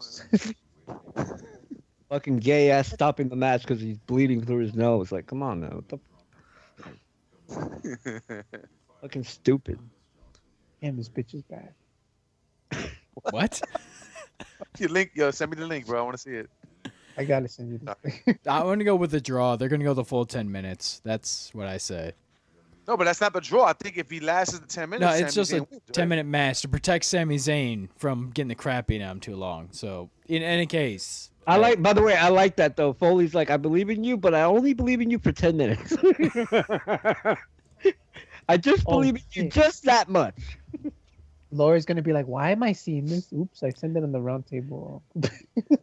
Laura might find it interesting. You don't know. Okay. I mean, Laura's bisexual, so that's Give me the last 10 minutes. Anyways. Prove to me. You know where we're doing the show, so right? She'll like it. So now everyone's seen it, so she's gonna say something. Anyways, going into the next match. That's too big, though. I agree, and too fake. That shit is way too fake. Yeah. You see, people are listening to. I'm not impressed at all. All right, she's an Asian girl, dude. I don't care what she is. Speaking of Asian girls, Rich Swann is defending his cruiserweight title against T.J. Perkins and the Brian Kendrick. Well, Kimona Wanalea was impressive. All right. Okay. Yes, T.J. I don't know, I like her body, dude. T.J. Perkins. Yeah. I know you like those. I don't like stuff like that. Hey, she has a name. What is her name then? Bitch. I don't fucking know. It's Asian Barbie 69. It's That's Asian her Barbie name. 69. That's right? the worst Get it name right. ever. Sucky. So Anyways. T.J. Perkins against who? Rich Swann is defending his title against T.J. Perkins and the Brian Kendrick. Who you got? God, I hope Brian Kendrick wins that belt back. Well, I really do. What? So we could be bored for the rest of our lives? Wait. So hold on. Wait. You telling me the freaking Rich Swann's promo was like convincing that he could hold the belt? Like it was horrible, man. I'm sorry. As much as I'm annoyed, not at all. At least I'm not bored. Yeah. But here's the thing. Hold on. Are you really bored of Brian Kendrick? Yes. Or are you feeding off the can? I don't feel like No, I'm genuinely bored, dude. I'm genuinely bored. I'm sorry. And I like Brian Kendrick. I really do. I thought when he came back, I was very excited about it, but he is not. I don't know, man. That match at Survivor Series, oh my god, I was just like, whoa, this is brutal. Yeah, well, this is my point. I'm not looking forward to this match at all. Me either. It's one of those things that I can just get it over with. I don't even care who wins. I say Rich Swann all the way. He's gonna. And as good as they are, don't get me wrong, they're good. Yeah, but I just don't have any care for it. Mm-hmm. But don't you think Swann's gonna keep the belt? I mean, he just got it. I don't care. Jack Gallagher needs that belt, I feel. Yes. You know, with that one promo, yeah, I would say that. If Jack Gallagher could keep on like cutting promos like that, yes, he deserves that belt. From what I see happening is they have their own audience, and that audience to put that kind of wrestling in the middle of a pay-per-view, it's going to be like one of those, I'm going to go take my break. To go shit or piss. Which is weird because it's awesome wrestling. It is. But I think you could see that there's a different audience for that. There's a totally different audience for that. So I think that's really one of those bathroom breaks, man. I just don't understand why they have the 205 show and still pushing this on Raw. I just don't understand that. Yeah, I don't get that either. I don't understand that either. No sense at all. I'm more confused why they do it right after SmackDown, if anything. Exactly. That's even worse. That's even worse. Did you see the audience that they're not even there? Like, they just fucking leave, man. That's so bad. They got to change that shit. Put it before SmackDown. Half the people there already wait. Then the audience is gonna be burnt out for SmackDown. They did fucking put it on another day. I mean, they already like right before SmackDown, they do an hour of main event or whatever the hell it is. So and that burns you out. That burns you out sitting there. Mm-hmm. Honestly, it does. So so it sounds like it's Brian Kendrick and Rich Swann are the picks all around. Yeah, I'm going with Brian Kendrick just because Rich Swann is black and proud, and that's not okay in WWE. Exactly. And they need a white guy to take him down for that. It's okay. It's not okay in some of the people's eyes. That's what. Yeah, they're okay with one guy doing it, but a gang of black guys. And you got the nerve to call it black excellence? How dare you? They don't like a gang, and then you're including a woman. What does Hulk Hogan got to say about this? I mean, Sasha Banks was wearing a hood. I mean, that just tells you right away. Yeah. They're about to do something that a thug would do. For a minute, I was looking at the picture like, why is Sasha in there? She's so light skinned, but she is black, right? Is she mixed with anything? She's mixed. She has a white mommy and a black daddy. All right, so yeah. You know? That's Snoop Dogg's cousin. Speaking of Sasha Banks, going into the Raw Women's Championship match, 30-minute Iron Man match. Sasha Banks, Charlotte. Who you got? I don't like the 30-minute thing. I'm glad it's 30 minutes. That's gonna be a drag in the beginning. It's gonna be like boring in the beginning, and then I think within 15 minutes of the match being in, I think that's when they're gonna pick up, because they're not gonna fucking be doing so many high spots for 30 minutes, dude. I don't know. I disagree with that. I don't think it's gonna be a drag at all. And I think 10 to 15 minutes is going to be a drag, because they're not going to remember, that's 30 minutes. They're going to have to be out there for 30 minutes to try to capture that crowd. And they're going to have to do that with all the energy in the world that they have. I'm not saying they don't have energy, but they have to really pick their spots good. I disagree. I think it's going to be red hot in the beginning, and it's going to remain that way. I really do. I mean, I look at it at the Sasha Banks Bayley 30-minute match, and that match was right out from the beginning till the end. Yeah. So I feel like these two, especially considering these two are building a rivalry more so than what Bayley did, it's going to be better. I think it's going to be the match that everybody's going to try to compete with, to be honest. Mm-hmm. Okay, well, I hope so, man. I hope so. I really do. It's going to be the show stealer. I really believe that. I'm saying Charlotte's winning, though. You know what's crazy? Look at me watching women's wrestling now. I think Charlotte's going to win. Well, maybe not. Charlotte should win. I want Charlotte to win. I want Charlotte to win, but maybe Sasha. Sasha's not good as a baby face. It's not working, man. Yeah, I don't like it at all. She's a good heel. She's a good natural heel, man. Yeah. I remember when she was on NXT. I remember the way she was. Yeah. This chick that she's playing is too happy. It's not. It doesn't fit her style. And she's got the whole Rey Mysterio thing going, where everything is about Eddie Guerrero. Yeah. Everything she does is about Eddie Guerrero, and I get just like how Charlotte, everything's about Ric Flair. So right, but for some reason it works for her the way that she's doing it now. It didn't work for her in the beginning, but she was a good guy. Yeah, but exactly. But now it works so well with her. And by the way, they spent a good couple of months without Flair, so it wasn't always about Flair. But every time Sasha wins a big match, it's like Eddie Guerrero this, Eddie Guerrero that. I get it. You like Eddie Guerrero. You know what? I think now that you mentioned Flair, I think Flair's gonna cost Sasha the belt. Well, that's what I was gonna say. Yeah, Charlotte's gonna win the belt back. I think her father's gonna come. He's gonna act like he's gonna, he's watching her back, but he's gonna wind up turning on Sasha. Yeah, that's what it seems like. I hope so. That'd be awesome. I mean, that would be a good reason to bring him back, right? To throw people off and say, Well, He did sign a contract. He's back, so. Yeah. That's what I was going to say. I don't think they're gonna really end the match because this will probably end the rivalry as Charlotte builds her I Bayley hope fucking feud. so. But I don't think they're gonna end it with somebody interfering. It's gonna go clean battle. It doesn't Great have match. to be. I think it's I don't better know. that I mean, I don't know, Sean, because again, they just had the Flair thing happen with where he chose Sasha over Charlotte. So I could see Flair coming and being involved. I'm hoping not. I'm hoping not too. I agree. I think for this kind of an Iron Man match, I think this will be the ultimate match.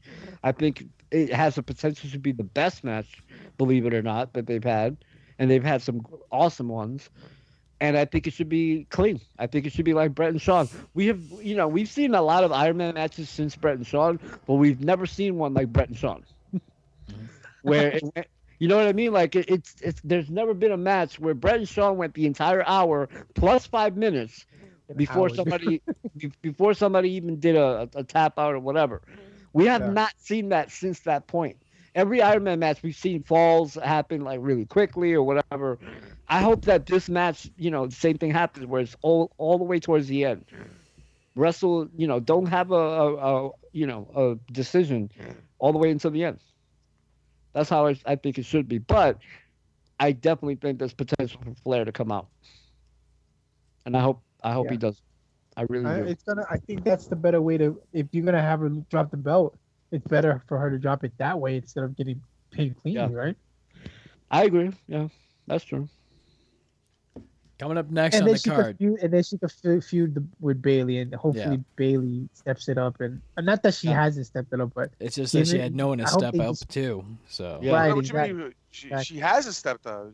I mean, she's stepping up, but it's like you're stepping up to Alicia Fox. I mean, what can you do at that point? There's nobody for her to really go at it with. That's why nobody's really paying no mind to her because of that. She hasn't had anything juicy. I mean, Charlotte and Sasha. And by the way, all Sasha and Charlotte. All Sasha and Charlotte. You said this last week on the show, but the difference between Raw and SmackDown is, yes, you have a lot of women on SmackDown, but you do not have anybody that cares the way that they care about Sasha and Charlotte. They have a manly kind of feud going where they, in a lot of ways, they're actually almost main eventers. They have main evented. I mean, exactly. They're treated as main eventers. That's my point.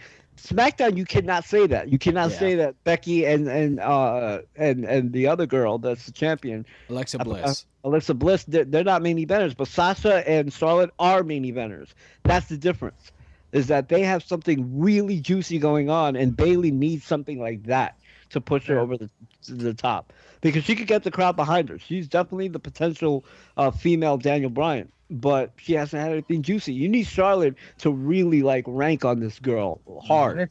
Let's see if that helps because remember, I think you really need to build her up again as if feuding with other girls. Exactly. Try to make her that girl that she once was to go for the title, where everybody's behind her, not just throw her there where nobody's really paying any attention to her at this point because you don't have that focus that the crowd reaction that you had once for her. It's not there right now. So you just throw it to her. It's not going to be like... You need Charlotte for that because Charlotte is massively over and people hate her. And it wouldn't work with Bayley and Sasha. People wouldn't get that involved unless Sasha turned heel. Yeah. Because Alexa Bliss, she killed it on SmackDown. And she was amazing, I thought, on the mic. You need somebody like that. She's really good. She's really good. She blows Becky Lynch. I'm surprised, but I hate to say this, but she blows Becky out of the water on the mic. Oh, and yeah, Becky, sure. She really does. I mean, wow. I was impressed on SmackDown. I really was.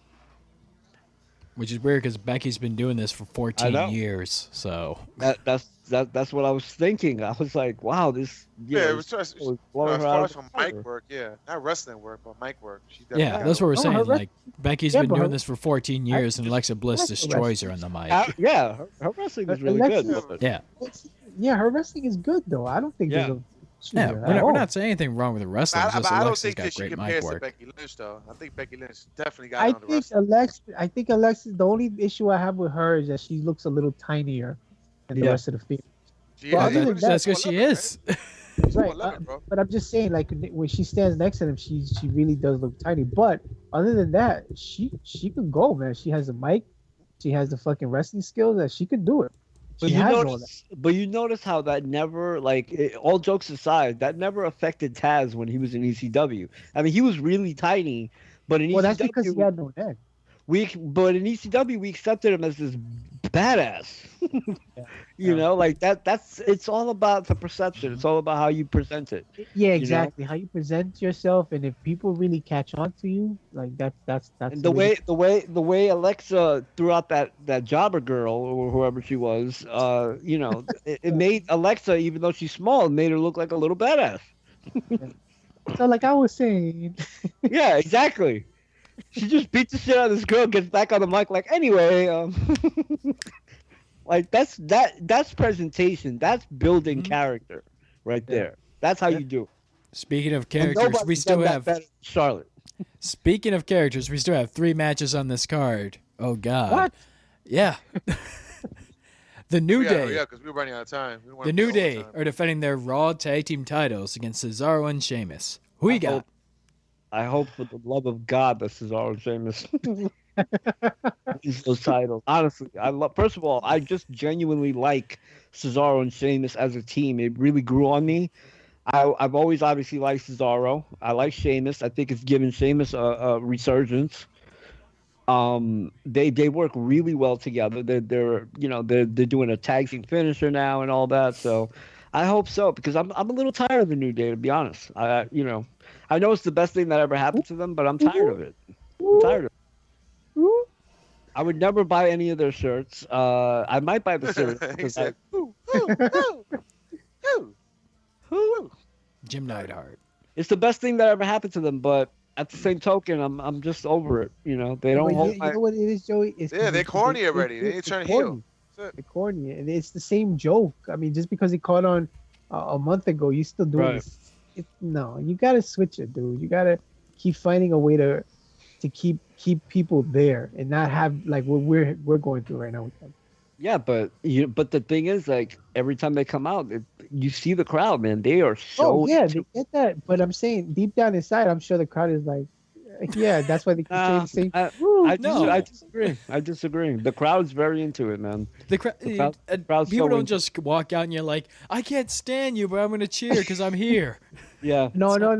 That's they always do. They always pan to the crowd. You see the crowd doing everything they do. I remember what I told you when I went to the Garden. I think it was in 2008 when Cena came out of nowhere after he wasn't supposed to be there for the Rumble. People hated his guts, okay? And people all of a sudden, the same people that I'm so glad Cena's not here, man. I just didn't. Oh shit, Cena's here! I mean, that's shock value, though. So, and then 5 minutes later, they started booing him. Yeah, I mean that's shock value. That's a huge difference than a guy that was there. Yeah, what I'm saying is, it's the same thing though, Byron. Because if you look at the crowd, they pan to the crowd, and you see the crowd singing along to everything. Right. I get that, but remember this: you're caught up in the moment there with the crowd. It has a lot to do with that, man. I don't think it's the same thing. Why do you think people follow the other chants? Because you caught up with the fucking moment. People are fucking chanting the same shit the other people chant. If somebody really doesn't like someone, even when they do that, they don't follow. You know, you can see it. I agree.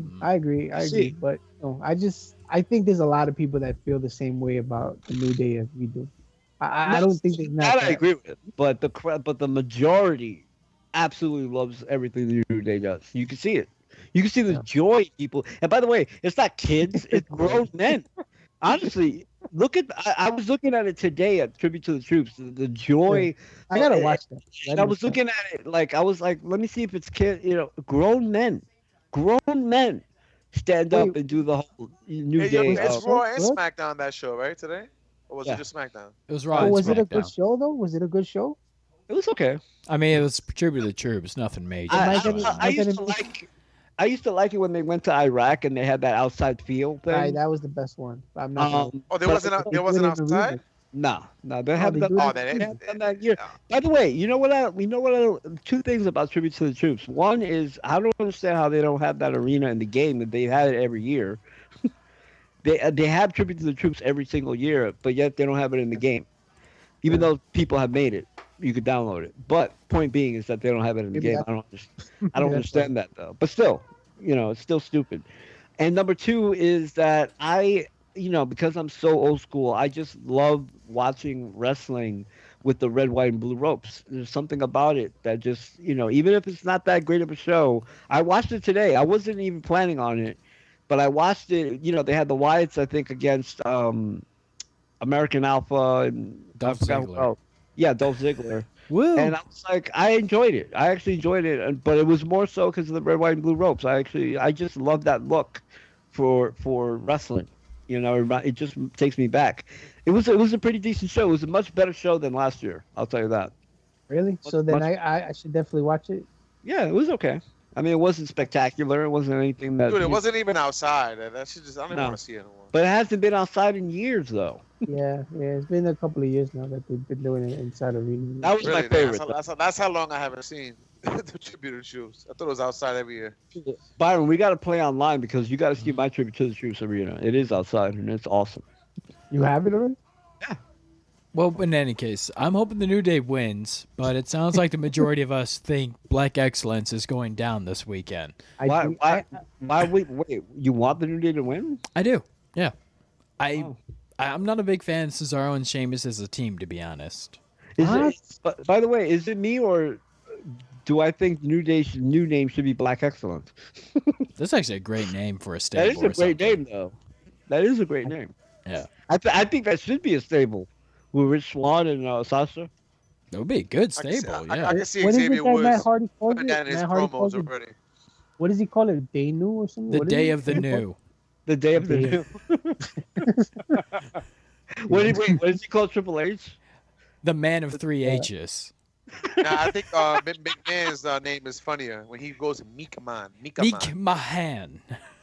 Yeah, Meek Man. Byron, he calls him the Man of Three H's. Yeah. The Man of Three H's. The Kid that breaks hearts. I can't remember what the hell he calls Edge and Christian. He probably calls him Christian and Edge. He probably calls him and the wife stealer. Edge. Well, they were never married, so there's that. Well, the bitch stealer. The bitch stealer. Well, I'm going to find out exactly what he calls Edge and Christian. In the meantime, we're going to debate these next two matches. Seth Rollins, Chris Jericho. Who you got? In a perfect world, Chris Jericho. Honestly, why doesn't this match capture me, man? It doesn't. It really doesn't. First of all, we've seen it like 5-6 times on Raw. That's number one. Number two, I don't like the way they've broken up Owens and Jericho. And I do think they are broken up.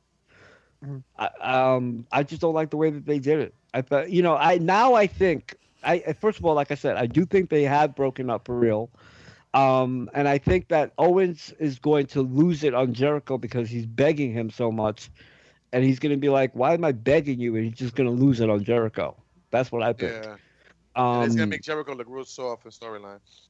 But yeah, I have to go with Rollins because Rollins is going to have to be strong for Triple H. You know why we don't care about this? Because it's Seth Rollins. It's him. It's not Jericho. It's Seth Rollins. Yeah. It's also a match that Kevin Owens got Jericho involved in, and it's just like... Yeah, I don't know. Yeah, I really believe it's more Seth Rollins being in that match is what it is. I think that's what's doing it. It's not Jericho. It's not anything else. I don't know. That's just it's gonna be a good match, but I think it will be a really good match. I think people will be surprised. He's not. I'm telling you, man. Seth lost a lot of his momentum, man. I'm not feeling it at all, man. When he comes out, I feel like I'm gonna watch something boring and shit. Before it wasn't like that. When he would come out, I'll be like, okay, here's the dude. Here's the guy that's that's capturing everybody's attention and shit. Now it's not like that. He's lost that, Yeah, but I'm going with Seth Rollins because he has to look strong for Triple H, and I think maybe Owens even maybe cost Jericho the match or something. I'm Kevin going with Owens Rollins. is definitely.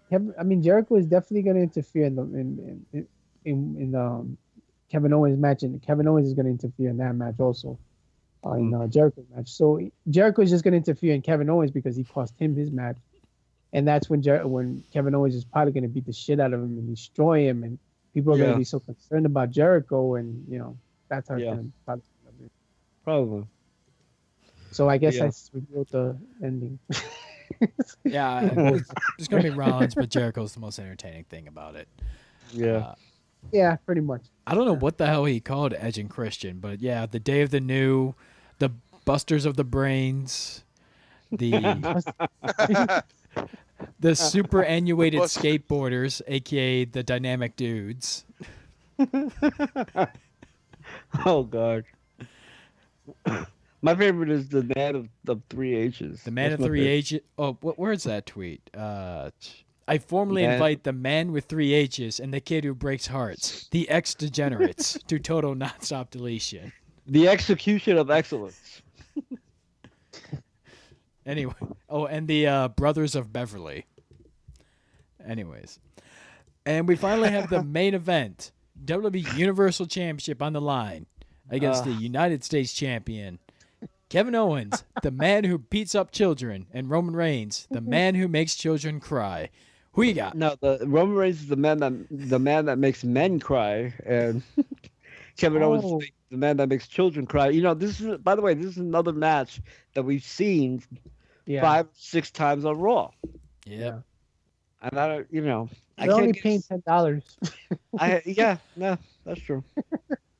That's true. If we were paying fucking $40, I'd be like, I'm not paying for this. Well, then again, I never paid for it. Yeah. There's no way that I would be actually ordering this as a pay-per-view. Exactly. Yeah. That's exactly what I'm saying.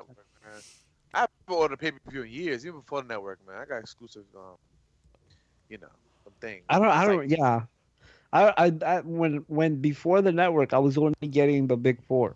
Yeah. That was all I would get. But I would buy it though. I think the only pay-per-view I ordered in years, I'm talking about years, was when Cena and The Rock fought. Yeah. I think that was the first pay-per-view I ordered because it was such a big deal the way they did that for a whole year. I cannot believe such a great just thinking about that right now, the way they set that whole shit up for a whole fucking year. Yeah. Fucking amazing, man. Hogan and Macho Man. Yeah, man. That was good. And it was real. Yeah, WWE lost his touch, man. It can't do stuff like that no more. No, it was just one of those things. It was just one of those things where they were just lucky, I guess, the way they set it up. They could do it. And on top of that, they had a real friction with each other, and you could always see Cena shitting on this guy every fucking week that he was out there. Holy shit. He made him look like a fool out there, man. And now Cena is becoming The Rock. Yeah, you know what's crazy? Nobody's ever done that to The Rock. Did that to The Rock. Cena's the only guy to this day that's done that. Yeah. Well, with that said, yeah. So not a lot of high hopes for this pay-per-view, but it's also the last pay-per-view of the year, so it's not all that exciting. I'm way more excited. I'm way more excited for total nonstop deletion than Roadblock. Only you do. Yeah. Okay. Did you look at the Roadblock card? You get Disco Inferno versus King Maxwell, or you get that. Okay, really? That's the best example you came up with? Yeah, I just... King Maxwell. Disco Inferno? Out of here, man. No, Disco Inferno is the part. The Inferno of Disco versus King Maxwell. I'm just saying, dude, listen, it's not for me. I wish I was into it because I know a lot of people are, and I would actually love to watch it just to have something to talk about when you guys talk about it. But I just don't want to. Yeah, man. It's not my thing. Just wait when the Bucks of Youth show up.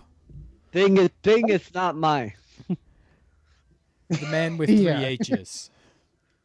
The man who Nobody's sleeps showing on up. the floor. Anybody who's gonna sit there in front of their TV thinking one of these guys is gonna show up is a retard. Well, the Young Bucks are the only. The Young Bucks are That's the what only I'm one saying, that's especially likely. a taped show. Come on, man. You know The Young Bucks are well. probably the only one that's actually showing up. Everyone else, That is unlikely. true though, but it's a taped show, so we kind of but know I'm serious. who's going to show up. I can almost guarantee you there are people out there that are going to sit there and watch this shit and think that this Triple H Yeah, is going to come yeah. out, or No, the Yeah. man of 3 H's. yeah, I'm sorry, man with 3 H's. But if you were Matt and Jeff, wouldn't you have some guy that looks like Triple H come out as the man of That would have been better. That would have been better. That would be, Yeah, right. Or a bunch of fake Wyatts come out. Yeah, that would be hilarious. that would be funny. That would be Yeah. funny. That actually would be better. I would love to see that. Put like a big fake long I'm nose. sure, I'm sure you can get three. A guy walking down the aisle like Vince McMahon and shit. Yeah. You know? Yeah, I'm sure you could get 3 hillbilly-looking guys. But we all know Yeah. that's not gonna happen because we know it's a tape show. So. That's I mean, true. it's a tape show, but the results aren't out there. That's a crazy thing. Usually, you see the Yeah, but- results. yeah, but but I'm sure somebody- if you want them, you could get Yeah, them. you think I haven't been looking? I want to know who's in that tag team match, and I haven't found nothing. Oh, we Wait, know you- you was looking. think- We You know. think one of them is gonna Alright. come out? We know you was looking. You still looking. I Just am in still case. looking. I want to see if the Wyatts really come out.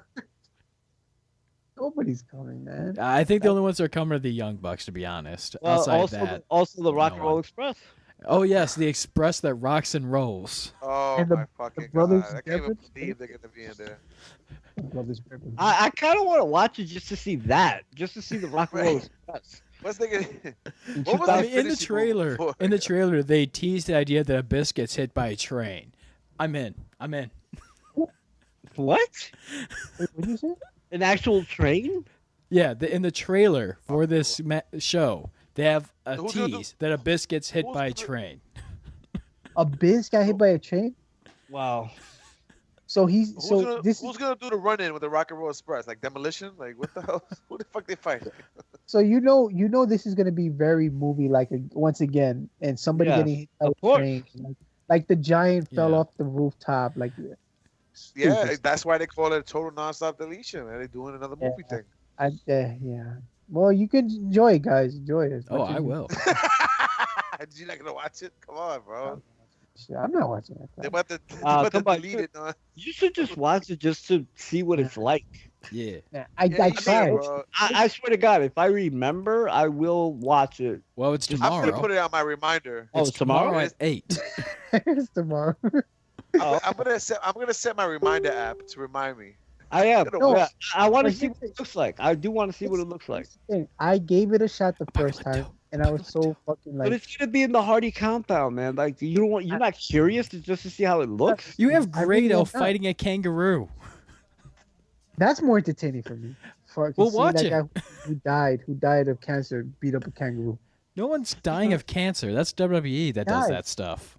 No, he really died. The guy who punched the kangaroo, that was actually his last day, I think, of living on Earth, because he was dying of cancer. I don't know if you guys heard about it, but I don't even Nah, know what the hell you're I talking did. about. Oh, you didn't see the video Guy- of the guy saving his guy who dog? He punched the punched the kangaroo in the kangaroo. face. Oh, and the wow. kangaroo had a shocked look on his face, like, what the fuck just happened?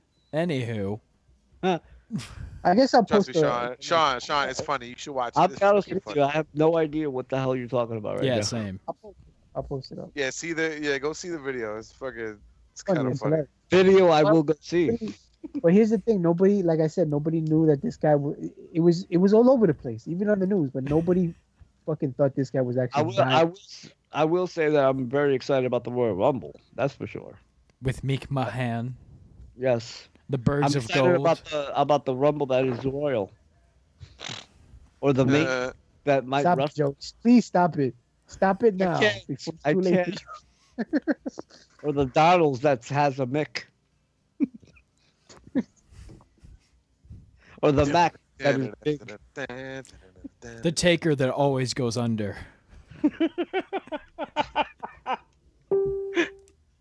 The Perkins that goes TJ.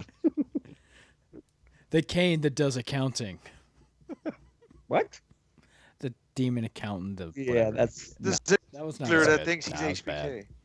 HBK. The kid that breaks the hearts. Yeah. the Ziggler who nobody cares about. Ziggler who thinks he's HBK. All right, so do I hit the next one? Yeah.